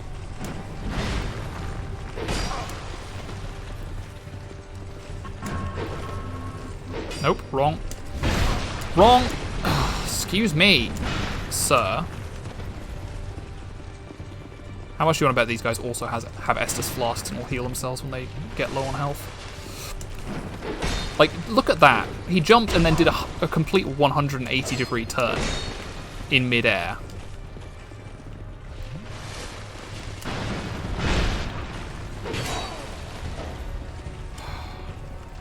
Alright, that's the 3rd Estus flask of the night, and it didn't even matter. Just like true hackers, yeah.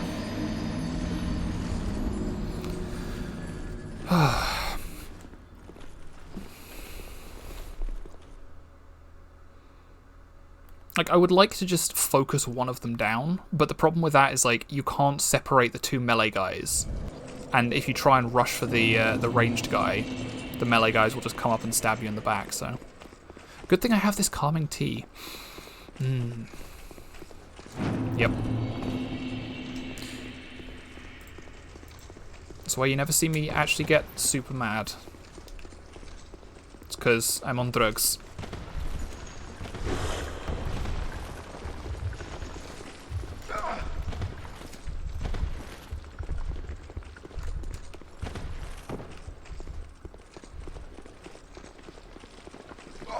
These little crawly things are super annoying because you actually can't kill these. Okay. Alright, enter the mist. Thank you. There we go. This is a +10 weapon, my guy. This is what a +10 weapon and 50 strength does.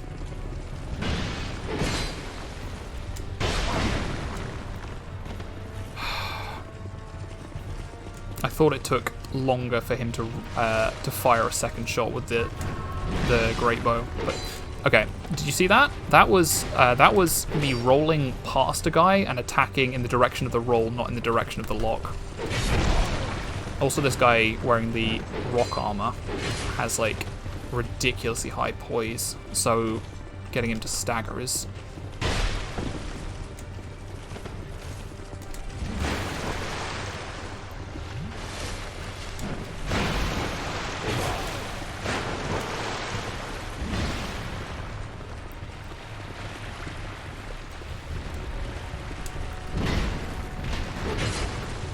Yeah, this is a plus 10 weapon. I do have a couple of stronger weapons, but I mean, this is the weapon that beats Sin and most of the other bosses. I'm going to focus down on the Haverly guy. If I can get the backstabs.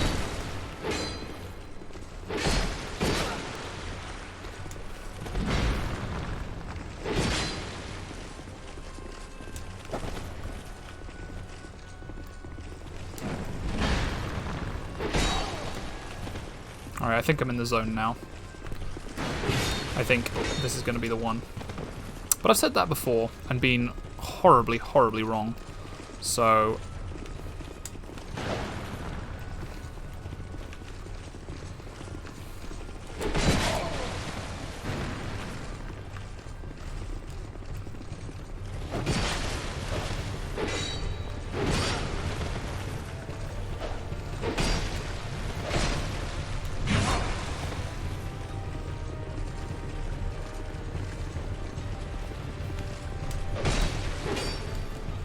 Drink, drink, drink, drink, drink. Chug. Thank you. Every attempt fails until one doesn't, exactly.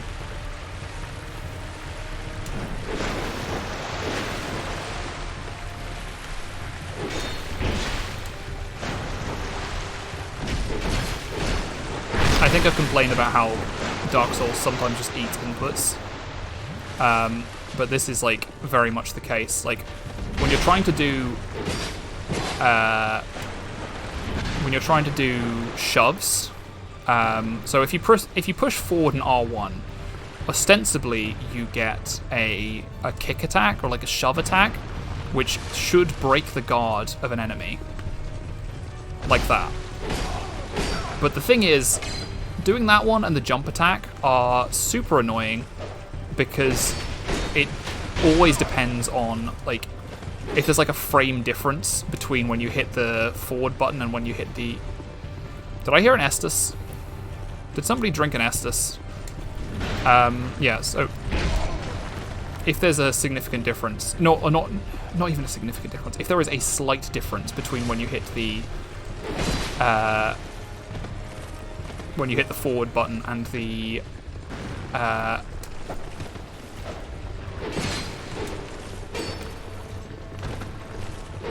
Oh yeah, and also people can just like reject backstabs. Right. One down. Right, health bars did not increase. Okay, that's a good sign.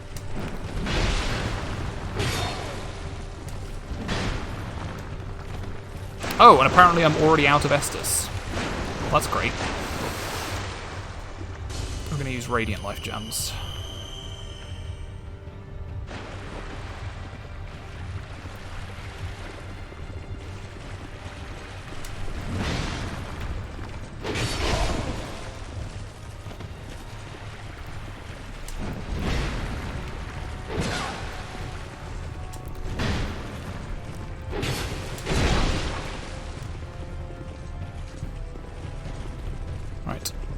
Come on. Use that.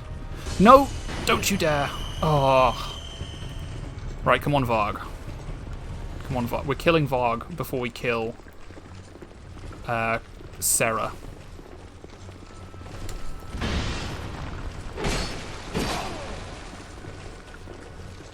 We're gonna get this.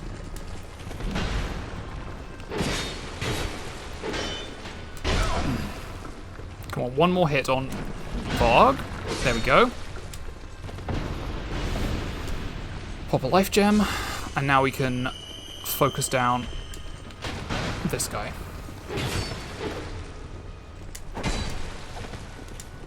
I don't know why I expected him to be less annoying when he was in melee.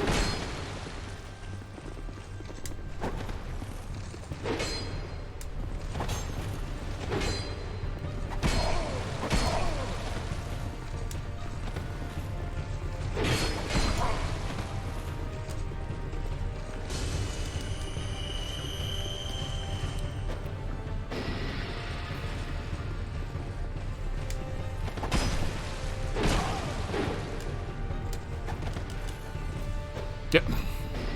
That's another case where it's like, sometimes you just don't do you do things in the direction your character's facing, not in the direction the camera's facing, and it's annoying every single time. I did it! I did it! Thank you for your support, everyone. Thank you. Twinkling Titanite, Petrified Dragonbones, Titanite Slab. And, of course, there's gross stuff. What's this? Blackweed Balm? Don't remember what that does, but I'll take it. Difficult to tell. I think it is a Dark Souls 2 specific issue, but it could very well be a Dark Souls general issue.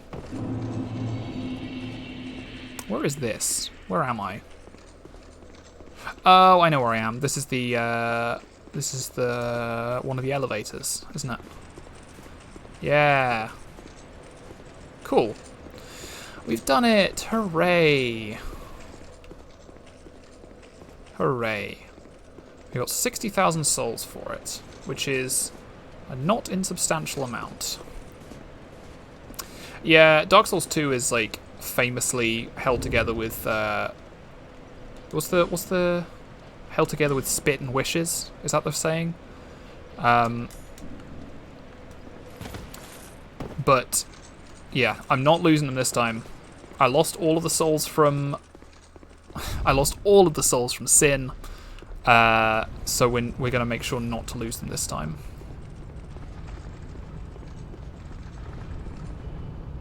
Everyone loves Spaghetti Coat. Well, yeah. The thing is, when I look at Dark Souls 2, I kind of get just sad because I think it might be Rubber Bands with String. I kind of just get sad about what it could have been, you know, if the development weren't so fraught. But then again, like, one of the reasons that it ended up like this is because, like, the team, like, split in half to, and then half of them went to work on Bloodborne, and the other half had to rush out Dark Souls 2. And given that Bloodborne is, like, one of my favorite games, I'm kind of, if that is true, that you know, either Bloodborne was going to suck or Dark Souls 2 was going to suck, I'm glad that it worked out that way, you know? Yeah, I'm thankful that my favorite Dark Souls is Bloodborne.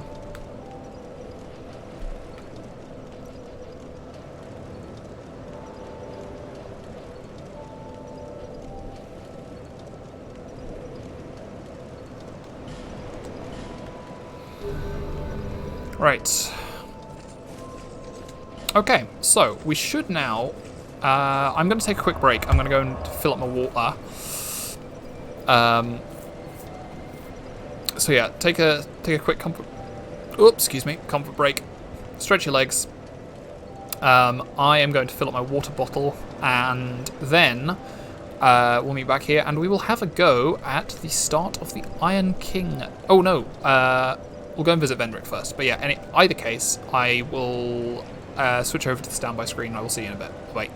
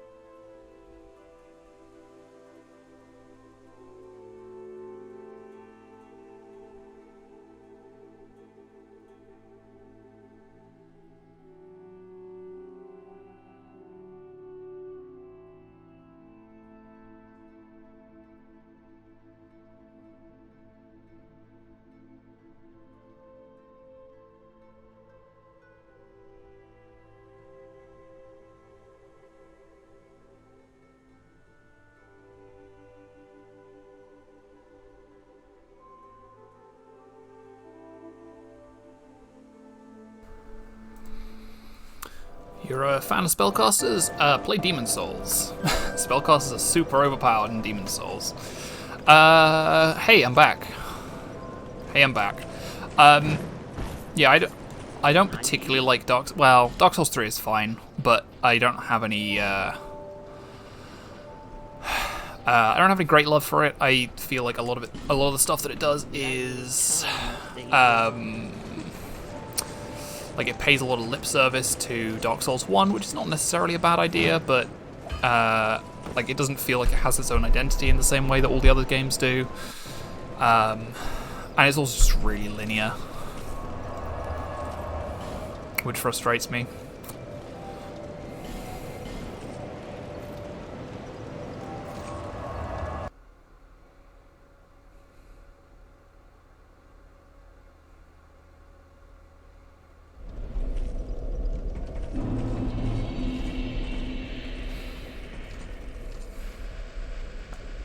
I think the spellcasters are pretty like strong in all the Souls games. Like I know in the last time I streamed Dark Souls 2, I played a Hexer, which was tons of fun. Oh hey, it's you.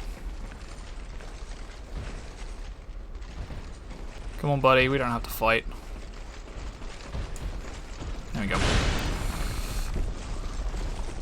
I mean, some linearity is fine, but like one of the things I feel really characterizes the Soulsborne games is the sense of exploration you get. I don't feel that you have that in Dark Souls 3. But you know, it's down to personal preference. Dark Souls 3 isn't a bad game. I like Dark Souls 3, and I think it's a I think the Ringed City is like one of the like a great send-off for the series, you know? Dark Souls 3 has some excellent bosses, which is more than I can say for Dark Souls 2 has some good bosses, but for the most part, they're all kind of forgettable. Dark Souls 3 has many more memorable bosses, especially when you get to things like Black Flame Frida and Slave Knight Gale. What is this? Huh. Yeah, Bloodborne is super good. I love Blue Blonde. The thing is, like, it's easy to say superficially that Dark Souls has a generic fantasy setting to it, but realistically, like, I don't know. It's hard to kind of differentiate these sorts of things, but if you dig deeper, it does have like more of its own identity. But I 100% get what you mean. But like, you know, Dark Souls does just feel like generic fantasy. I don't know. I don't feel that, you know, if you have to dig under the surface, that it's necessarily. I don't know. I don't know what I'm trying to say, basically.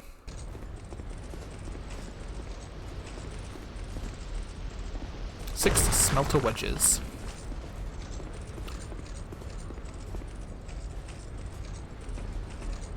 Well, it's good to be here, isn't it? We're in the second DLC, which, like Shulver, has much more of a sense of trick weapons. Yeah, Bloodborne is good. I will possibly stream it again at some point. I did a series of streams of Bloodborne for Halloween, but that's another story for another time. Yeah. Well, I mean, it's not just if you want lore, but like, oh, hello. Hello, you. Are you enemy? Are you an enemy? Oh. Yes, you're an enemy, but I can't lock onto you.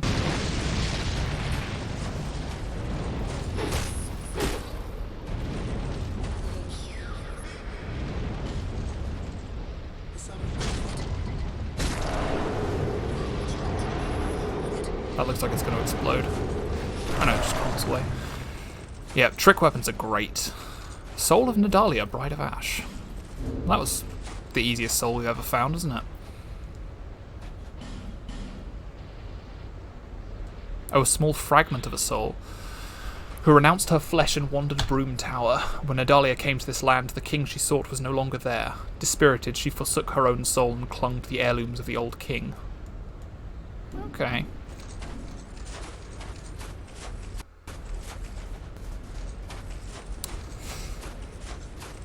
Yeah, I think the thing is, I feel like Bloodborne has a lot of polish, or like a lot of not necessarily more polish, but like it's been distilled in some way. Like a lot of the stuff about Bloodborne is just really clean and neat. Like you only have 6 stats rather than, what is that, 8, 9? Dexterity rate. Oh, that sounds useful. You only have the 6 stats. There's fewer weapons and they all feel much more distinct. The gem system for like specializing weapons, that's really cool too. And yeah, I love the lore and the setting and all that sort of thing. Bloodborne's great. Bloodborne's great. Why am I not playing Bloodborne right now? Oh.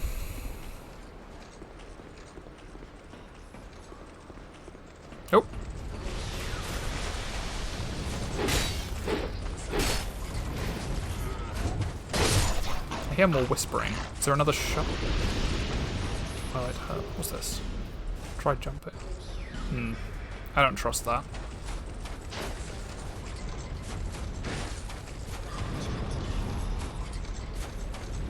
Down here, perhaps? Oops. Whoa, these guys hit hard.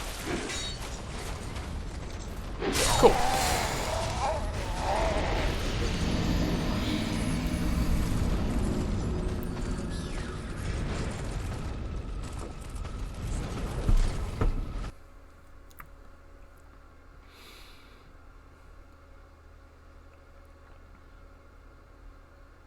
Have you played the Bloodborne PSX, Jack Panda?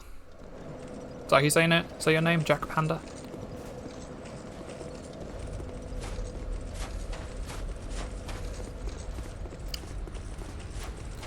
I did a quick stream of Bloodborne PSX a couple of weeks ago now. It was a lot of fun, but no but. It was a lot of fun. That's all there is to it. Right. What is this? Rouge water. Not actually that useful to me, I don't think. Especially since I don't think many of these things will actually be able to bleed.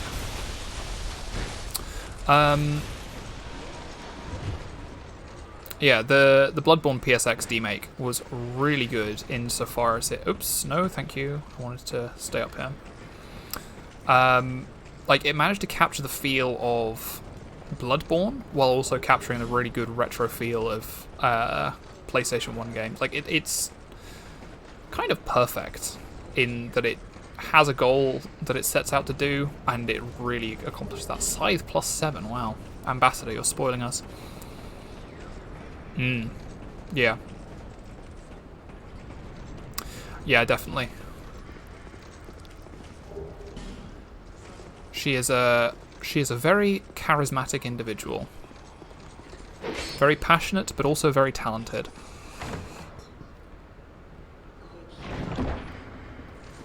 Oh, we're just rolling in tight note slabs. Oh, excuse me. That's probably the...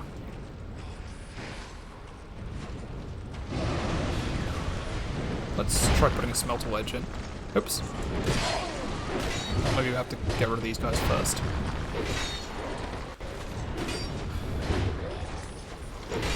Oh, well, these guys... Again, it's like, I can't... Ooh.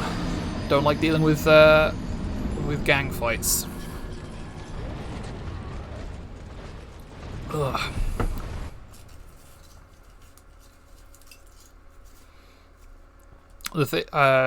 I did mention this, but I think one of the things I think is really great about Bloodborne PSX is that the dev included a bunch of... Can I just drop down here? Yeah. Like, additional content that's not, like, Bloodborne. Like, she added her own stuff into it, which I think is cool. Because, you know, as somebody who... I love Bloodborne. I really do. But it's really easy to go through the first part of the game just kind of on autopilot, without, you know, taking everything for granted. But she did a really good job of, like, incorporating...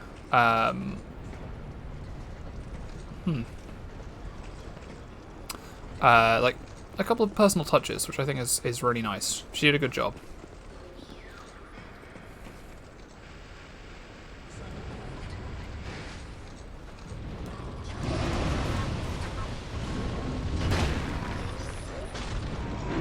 Right, here we are.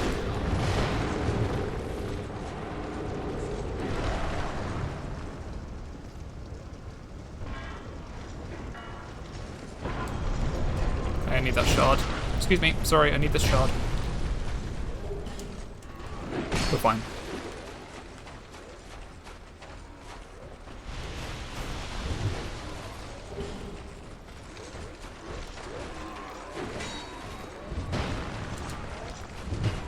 We're good.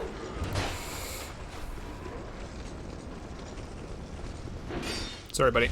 Not interested. Man, oh, some of the scenery in this game is just so beautiful. Like, it's got that really effective, like,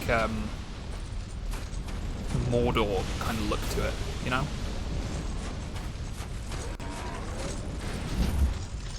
I think these guys are probably going to be weaker to my Blacksmith's hammer than my broadsword, so maybe I'll try that. This certainly looks suspicious, but I wonder if it's a thing we can open from this side.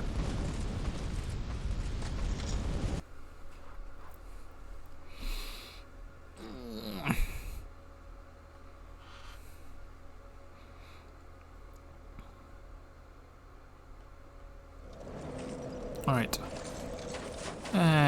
Down we go. Hang on a sec. I've got the cat ring on. What did I have in place of the cat ring? I don't remember.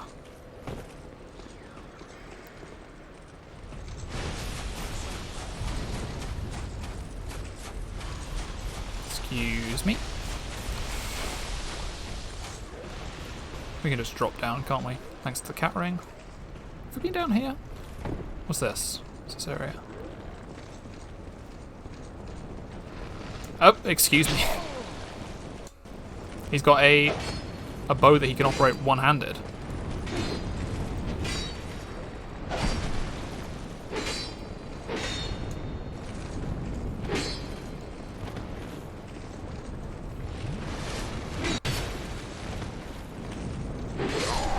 Well, he's cool. I like him.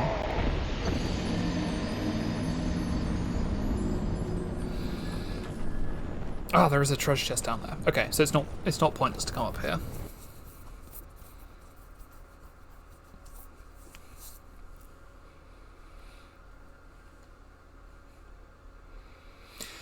I am going to switch out to the Blacksmith's hammer, or at least stick the Blacksmith's hammer in my second slot. And see how that deals with some of these guys.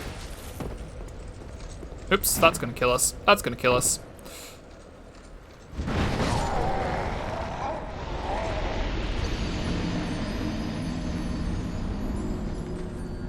Well, that's my bad. My B, as they say.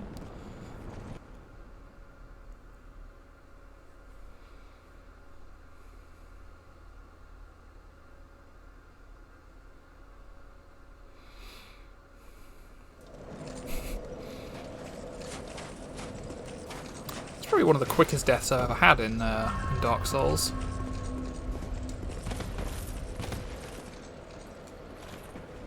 Can we just drop down here? Possibly. I'm not going to risk it. There probably is like a speedrun route where all they do is like just drop down all the just turn it into a platforming game. Oh, hey Burrick. Thanks for joining us. I am certainly feeling very comfy. I don't know if it's just psychosomatic, but the having the blanket attached definitely does help.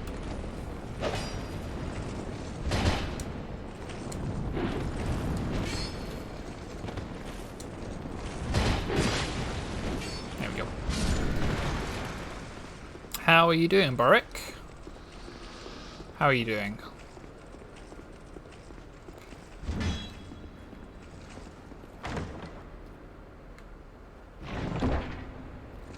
Alright, a couple of human effigies, that's fine. We take those. You're grand, that's what I like to hear. Grand is good. Grand is very good. We're just gonna jump down here. Okay, cool. Thank you. Alright. Aww. You're so sweet, all of you. I do my best to be comfy and to make all of you feel comfy. So, well, that was certainly something. So yeah, if you're feeling comfy, then I'm doing my job right.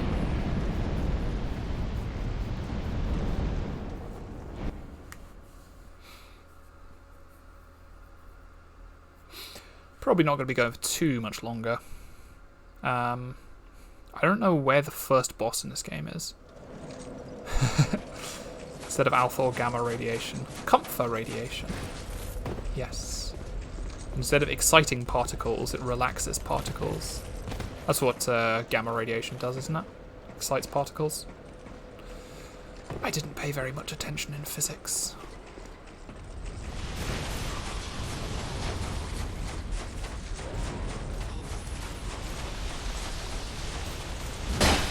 Not quite. Not quite 2 hits. Almost there. I think it do. Yeah, I think it do. Maybe I'll look that up at some point, but probably not.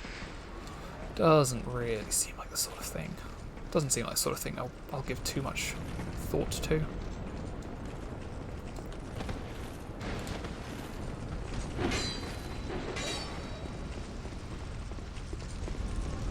Right.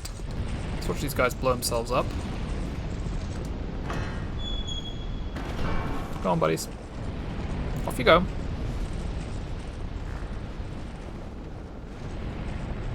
Come on. I know you're gonna do it. I know you're gonna do it. Come on, guys.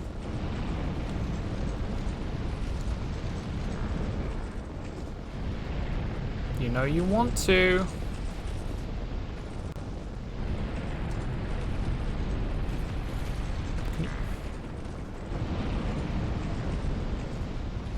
Maybe if I just grab this. That's gonna do it. That's gonna do it. Oh, but I only hurt one of them.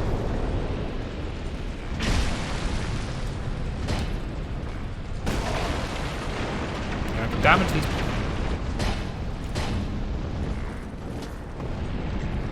There we go. I can break the piles. Oh, I think he's gonna... Yeah, there we go. Break those. Hurrah for fire. Yep, hurrah indeed.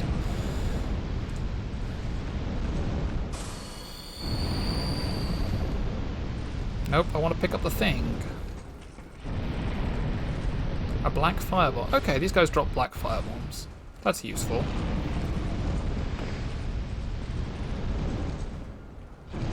That guy's standing in the fire.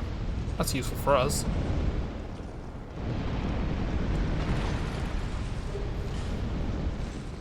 So clearly this is a place where they manufactured gunpowder. Right, those guys are going to go and... Come on. One of you step it. There you go.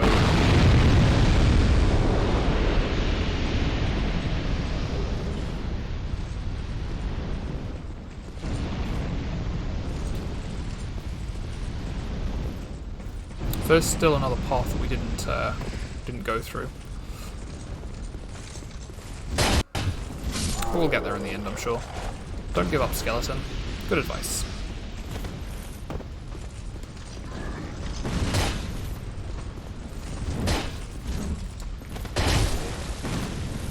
Okay, backstabs are possible on these guys.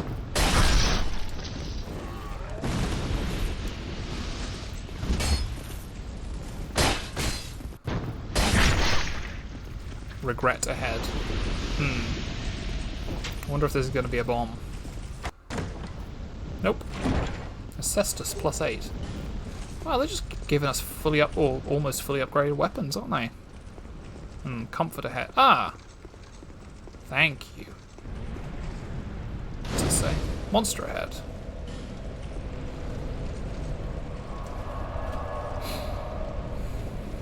Alright, what's down here then?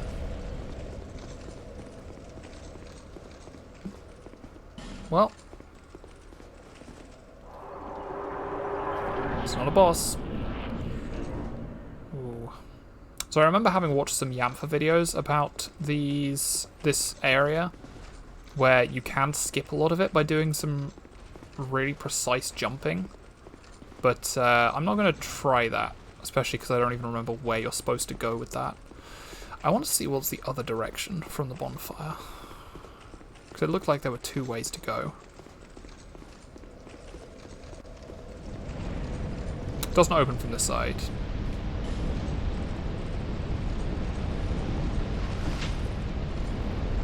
Oh, wait. Why aren't you standing in the fire?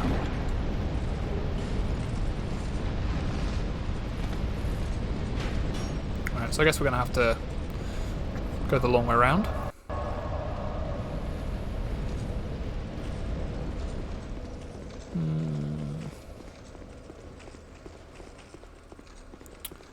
How exactly? Ah! A ladder. Don't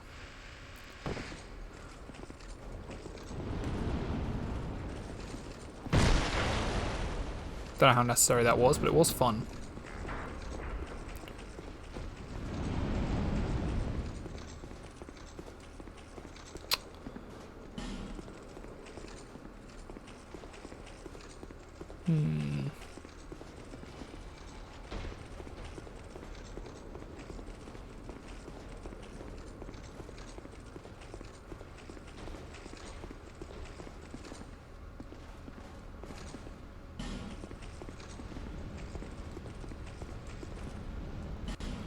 Right, I think there's going to be something in here.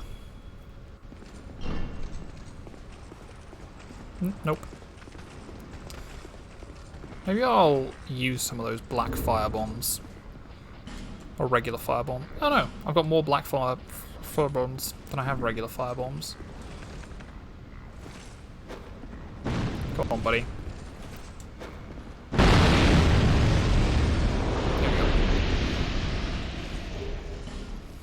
Ah, there's another shard of Nadalia there. So...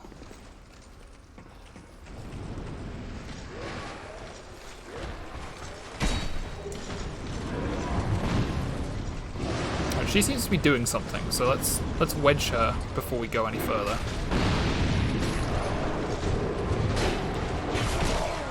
Okay, that didn't work.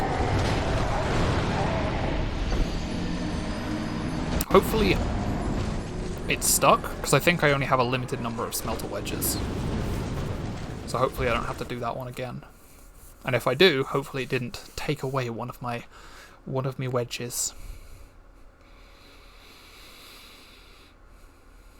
Alright, so that's a doesn't open.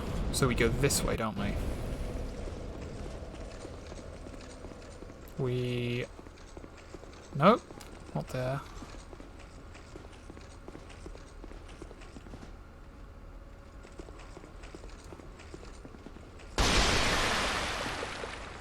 Did we go down here before? Oh, I'm getting all mixed up. I think we did. We went down here. Come on. Bonk.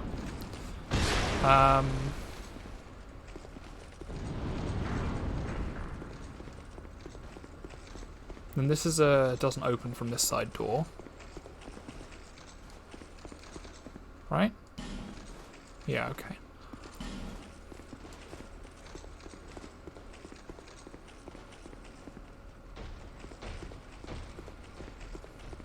Okay, so I get the feeling that that specific room is going to be a big challenge.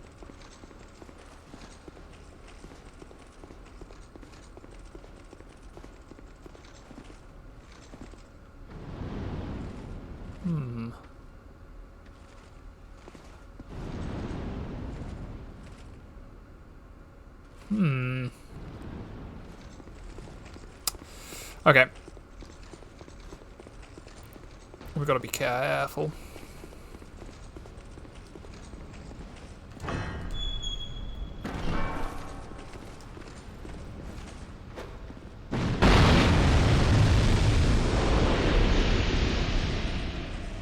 Ah, okay. There is a... Right, I'm going to grab my souls before I do anything else. And actually...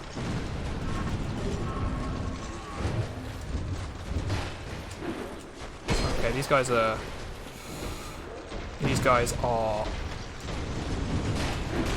They hit hard. So we just have to not get hit.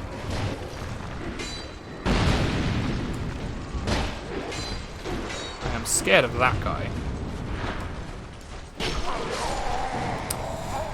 That guy that looks like he's spouting magma out his shoulders. Or possibly lava.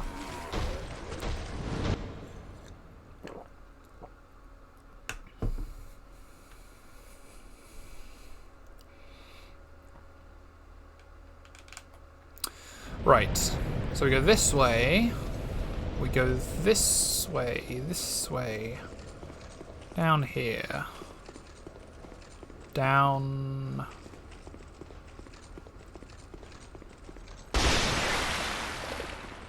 down here,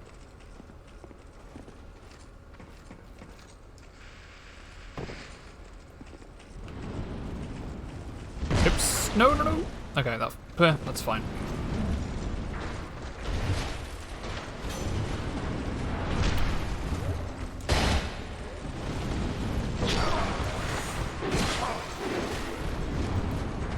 These guys are presumably, yeah, they're very resistant to fire. So fire bombs are good on the keg, the powder keg carrying little guys over there, but not on the big guys.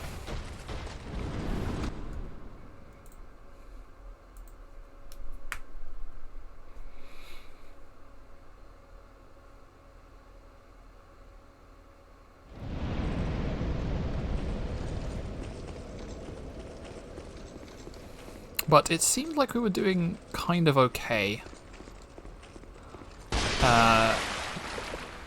We can dish out the damage. It's just a question of actually receiving it as well.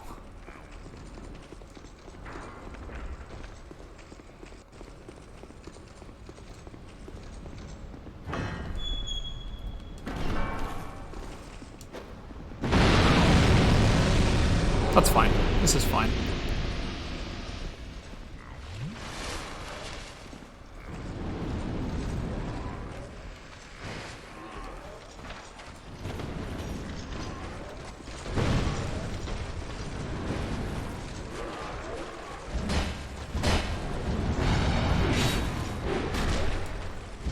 Alright, one down. Three to go? I guess it depends, like... Oh. I hope that door stays open, or that we can unlock another shortcut after we open it, so I don't have to contend with this room a second time, because having to do this every time, it's going to get a little bit difficult, or a little bit tedious.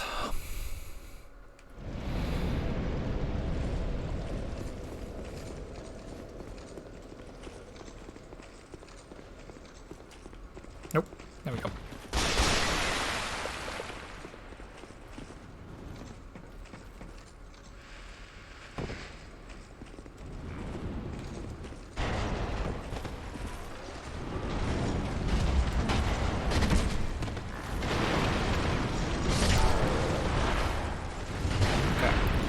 think the lava spouting from the guy's shoulders does friendly fire, but I think his club attacks don't. Yeah, okay, cool. That blew up a keg for us, which I will take.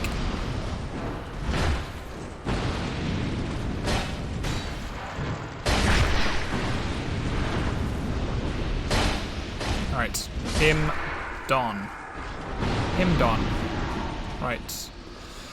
Whew. You stop that. Hopefully this door stays open. But it might not.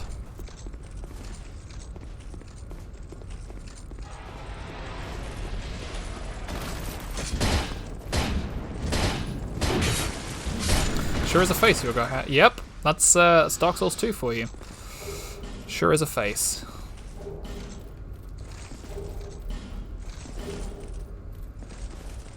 I can make it more better, but that requires human effigies, which I'm not particularly... Excuse me? Not particularly in the mood to expend unnecessarily.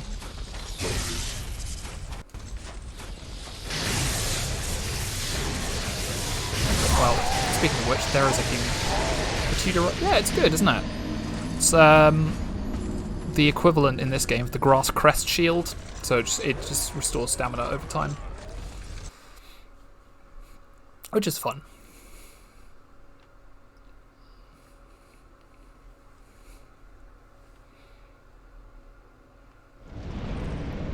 Its official name is the Blossom Kite Shield. Wait.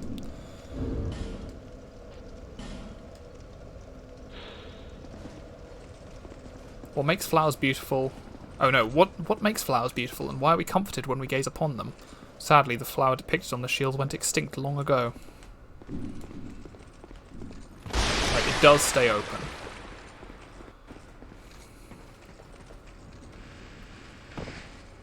Excuse me, friend.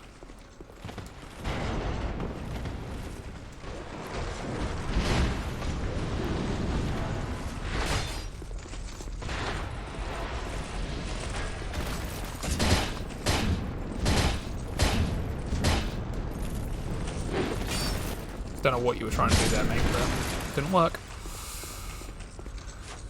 Okay. Right, now we got to deal with...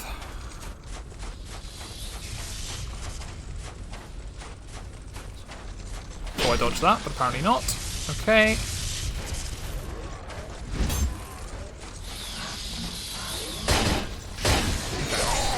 This might be an issue. I think these crow witches are going to keep throwing lightning at me as I try and come across.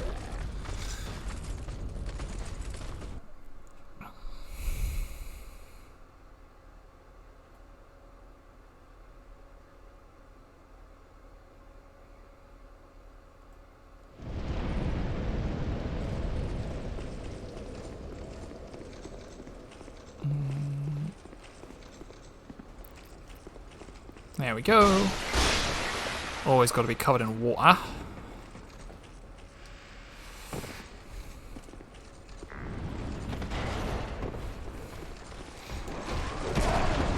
We're fine.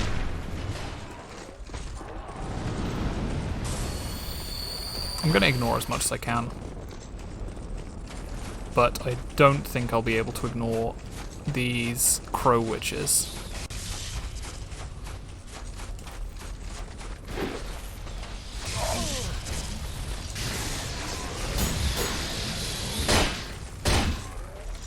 We're fine. We might be able to ignore these crow witches. Are they gonna be able to follow me down? No, I think we're all right. I think once we get down here, we're fine.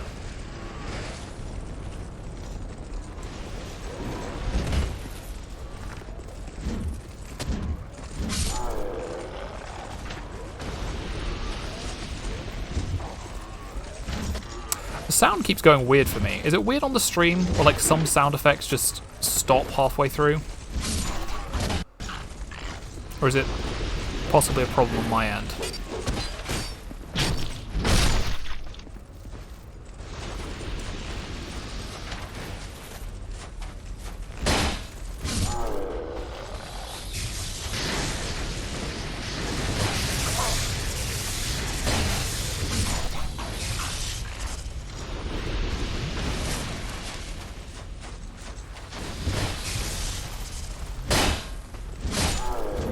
Oh, you're hearing the choppies as well. I don't know what that is or how to fix it, but I will see what I can do.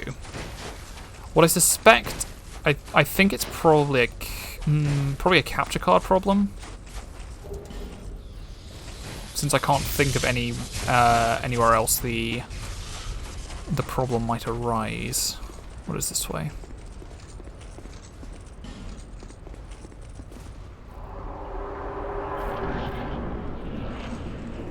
I will quickly have a look around down here, and then I will see if I can fix it. Be wary of curse. It's locked. Okay. What about this? Scorching iron scepter. So that's a key that we need. Ooh, bonfire, bonfire, bonfire, bonfire. Okay. So I have an idea for how to fix it. Magic stone. What I'm going to do is I'm going to turn off and unplug my capture card and then see if I'm going to turn it off and on again, which I know is a kind of a silly thing, but really it is a sensible thing to try first.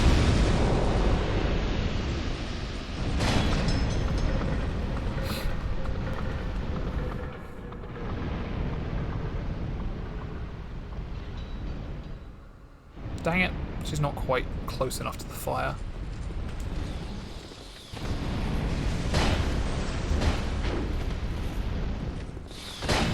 Bonk. Okay.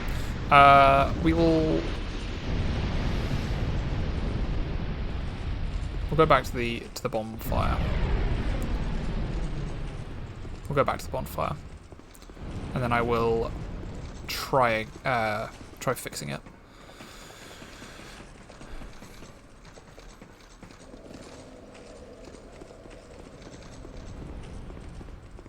There we go. Lovely. Right. 1 second.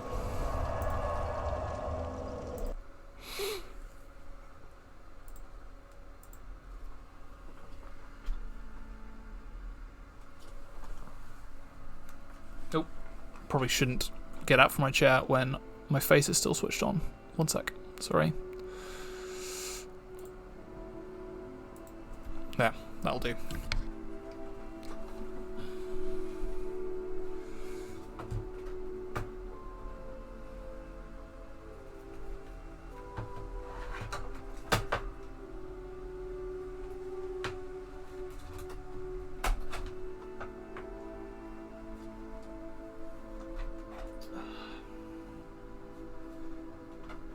Right. This might work. Or it might have completely screwed everything up. There is honestly no way to know. Right.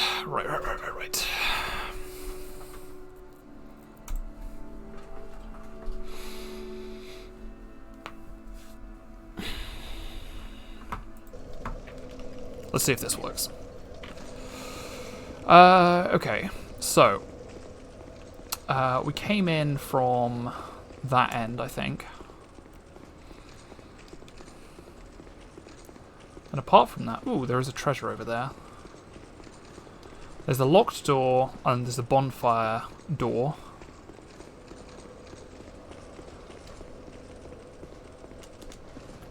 Spell quartz ring +3.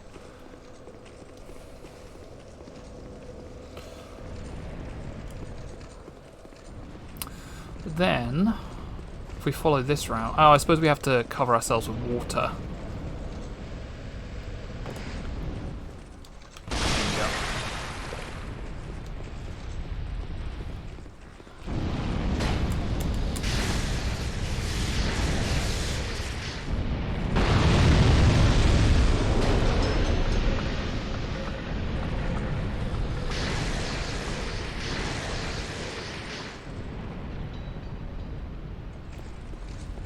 You are frustratingly...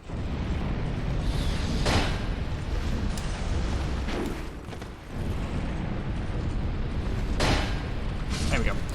We should be enough covered in water that we can roll between bursts. There we are.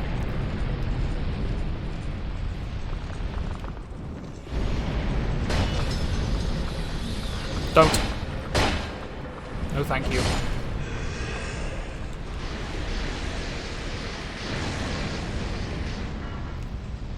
Alright, that will open that gate. Don't know if that's actually something we want to do, though.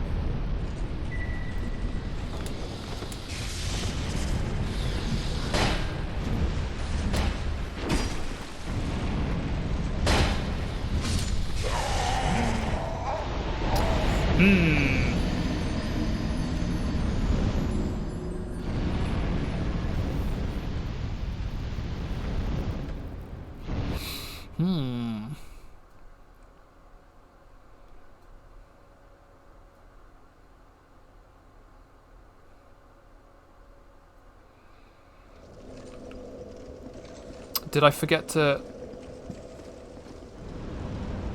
Wait, no, this is the correct place. It just looks really similar to the previous place.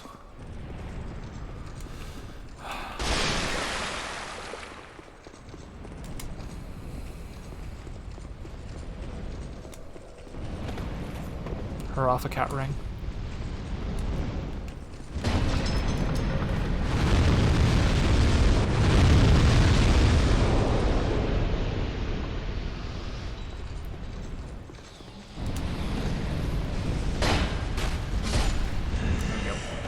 Okay.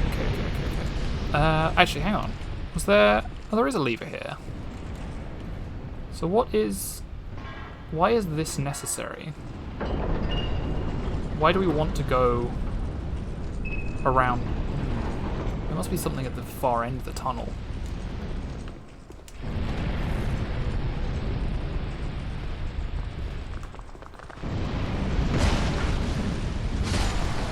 Right.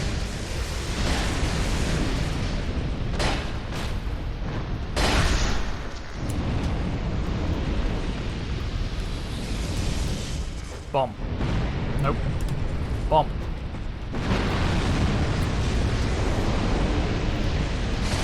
I do like it when the game makes it easy for you. You get so few moments like that in Dark Souls.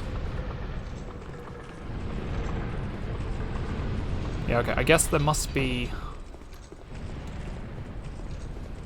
Yeah, we can't do anything from within this chamber. But once all the things are... once all these gates are opened up, then we'll be able to... Right. Don't.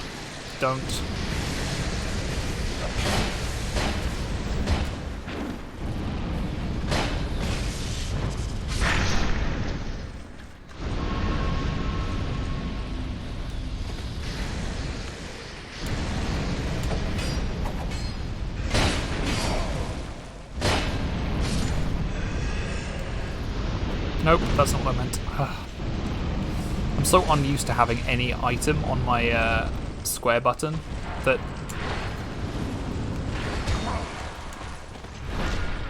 You know, it's like in Bloodborne, the triangle button is always heal. Okay, cool. Maybe I should try opening that up first and then sprinting across. Maybe that's also a bad idea. Like in Bloodborne, there's a dedicated heal button, and I spent so much time with the Estus Flask on square that I kind of forget that you can do other stuff with it. Okay, right. So, where go we? Where go we? We roll down here, cover ourselves in water. Then we bonk that.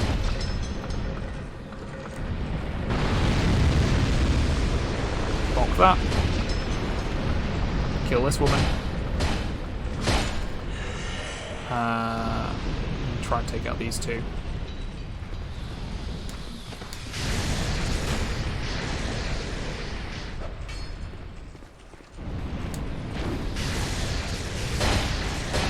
Oh, that's like damage over time. That's not great.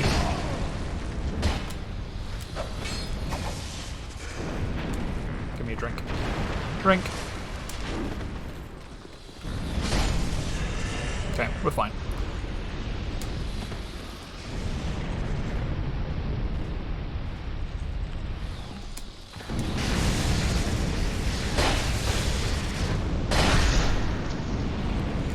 And another drink. Right, we're going to open up this. Nope, we're not. Okay. I forgot that switches take a while and don't give you invincibility frames necessarily.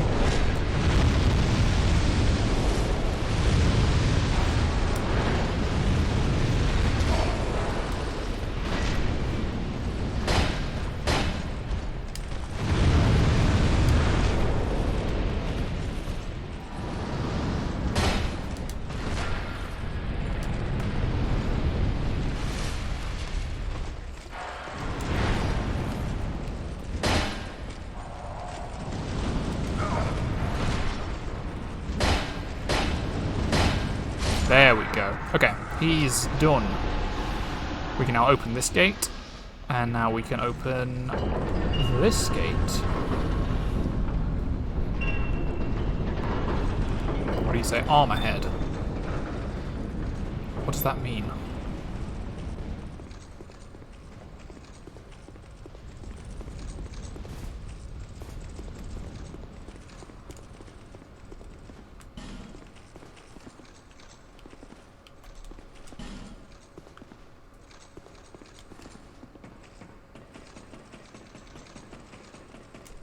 Aha! Okay, that's perfect. I was thinking it was about time we got back to the back to a bonfire.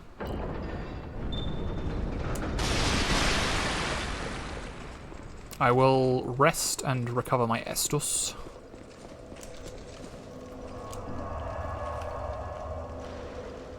And then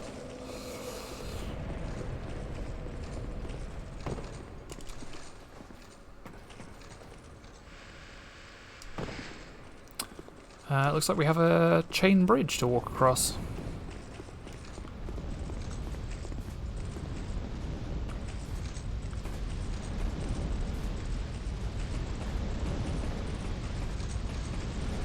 Alright, let's see what's in here.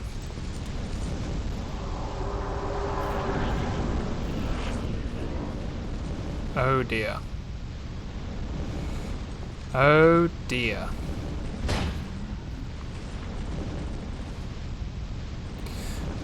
I think I'm gonna light up a torch.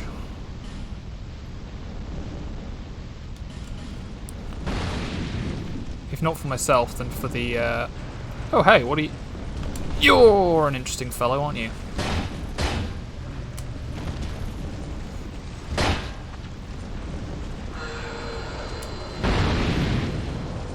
Okay, well...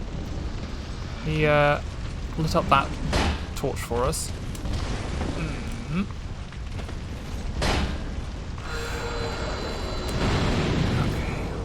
That's fine.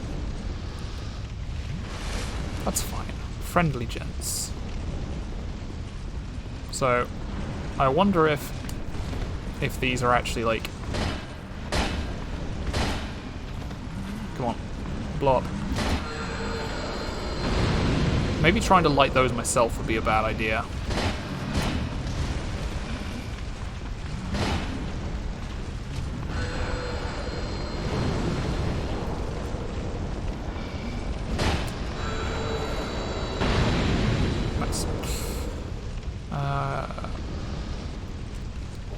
I'll try it. I'll try it.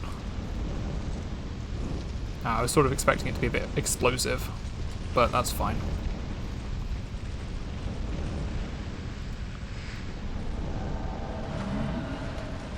Created by Dark Spirit Quicksword Rachel. Okay, hey Quicksword Rachel.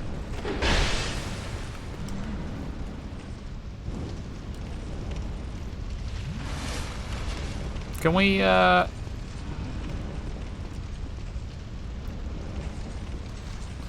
We don't have to do this, you know. You can leave.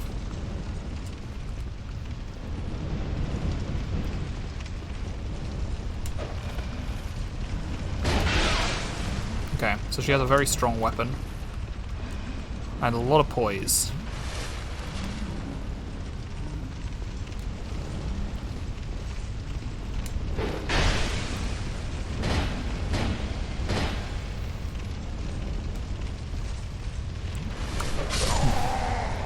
Okay, well, you got your human effigy. Good job, Rachel. Thank you. Never see you never.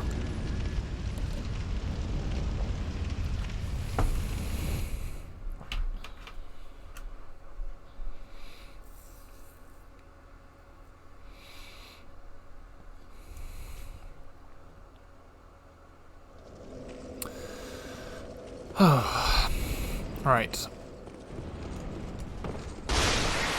So we head down here and over here. Over here.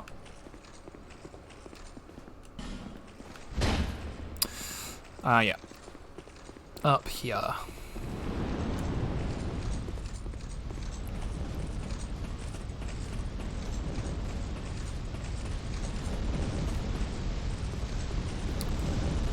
And these things give off enough light. I wonder if I can light my torches on them. Excuse me. Well, that didn't go so well. Whee! Oh! Rachel's back! Stop.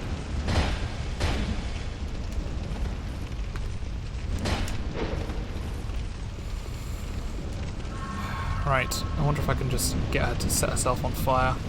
Yeah, it seems like it's doing damage, but not like a lot of damage. Certainly not compared to the amount of HP she has. Yeah, this would take a while.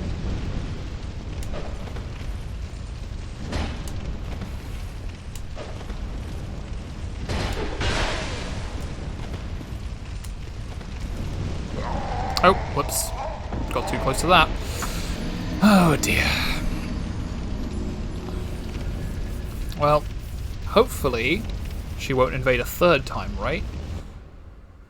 Right? No, in this game she probably will. I think the forlorn invasions are random, but the named NPCs are always going to invade you at a specific point. Like, I remember the bridge to Ironkeep had Fencer Sharon and Armourer Dennis, both of whom were an absolute nightmare to actually deal with. Like, I'm wondering...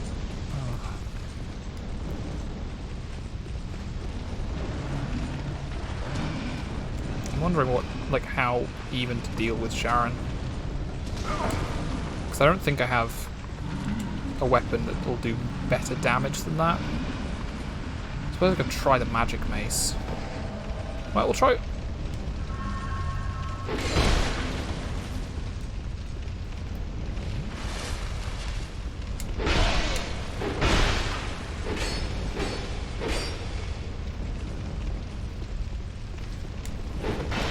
Oh, come on. Getting too close to these things is... I like having the light there, but it is annoying that getting too close just kills you. And I know it doesn't just kill you. I know it's that I'm on low health when I stand next to it, but... I think I'll give it like one more attempt and then call it for the night.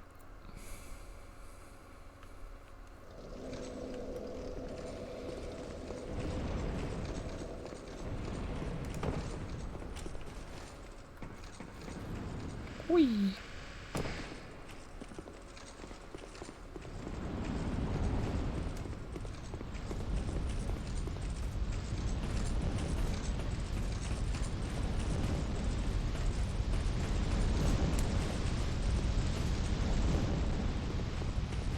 Actually, can we light our torches off these things? Nope, doesn't look like it.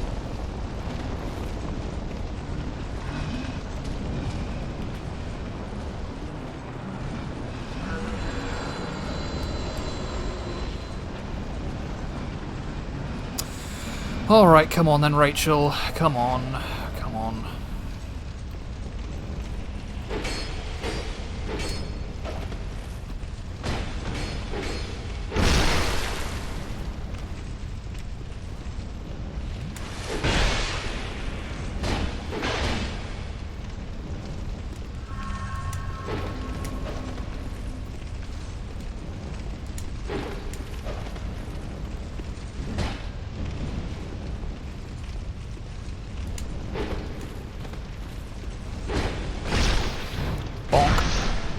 That's much better. Yeah, I think heavily armoured enemies, Blacksmith's hammer is the way to go. Right, we've got some doors to choose from.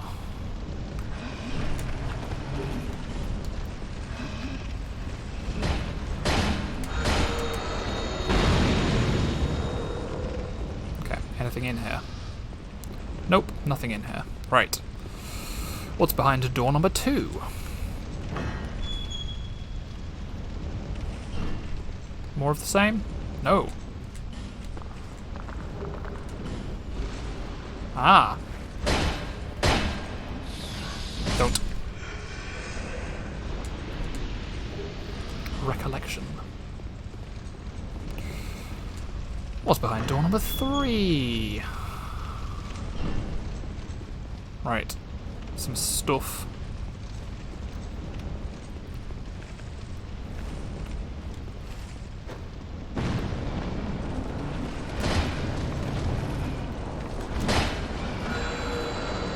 Blow up his friend? Not entirely.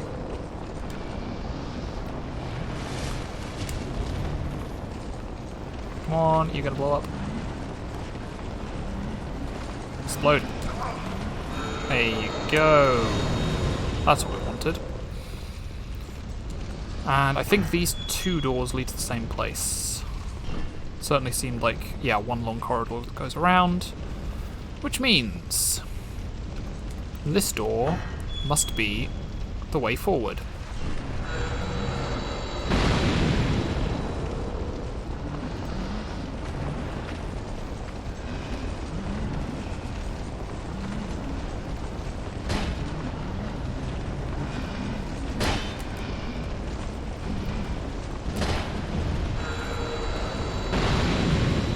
Lovely. Okay. Okay, so we can now go down here. Ooh, long way down.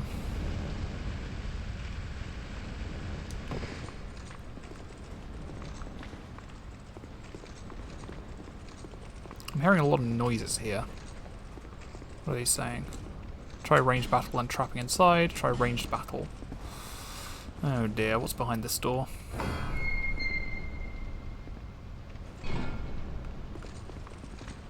Ah. Scorching iron scepter. I will take that.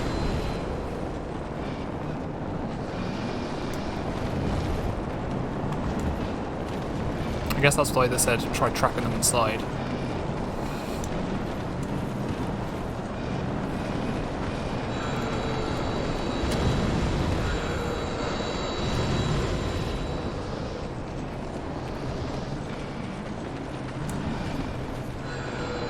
Alright, there's one. Just 2 more. Come on, you 2. 1, 2. There we go. All good.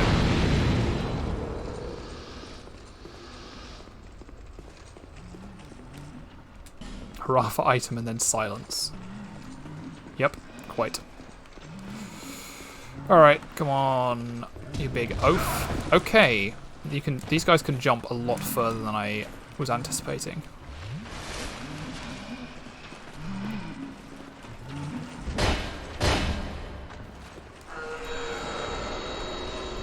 Thankfully, they're not too difficult to deal with.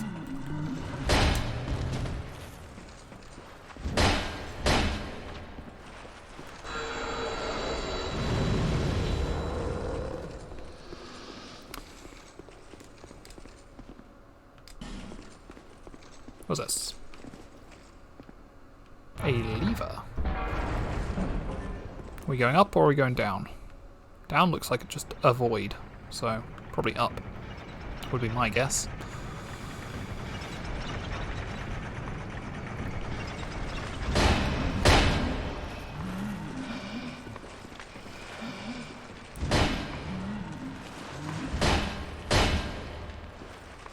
I realised I started attacking that guy without... He could have just been the lift operator, you know? It is a dying profession, so they say.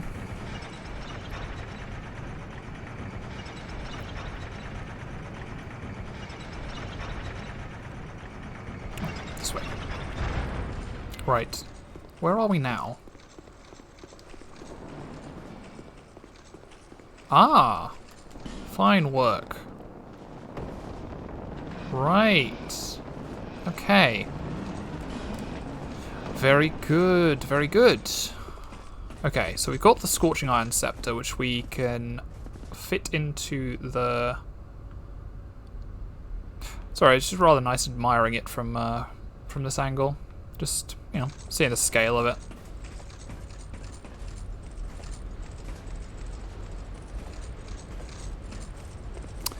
Okay, so... a shortcut.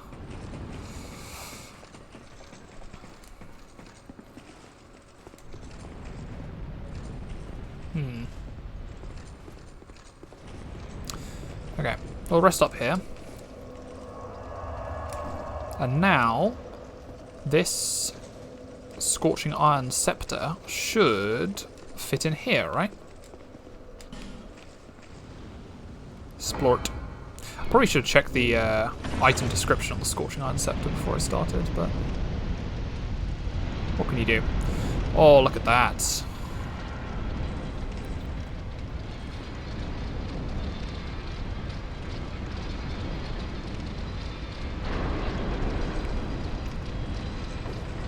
bringing up giants, looks like. Okay. Okay, well, that is a good place to leave it, I think. We've activated that machine, which I think is probably progress. So, I'm going to call the stream there. I've had a lot of fun. Hope you have as well. Thanks, everybody, for joining me. I am possibly going to be streaming again tomorrow night, but I haven't decided yet. And if I have, or if I am, I've not decided what I want to do. But, yeah. Thanks for joining me. I am going to go and sleep because I have something to be doing tomorrow morning. I hope you have a really lovely rest of your evening, and I will see you on the next time. Bye bye.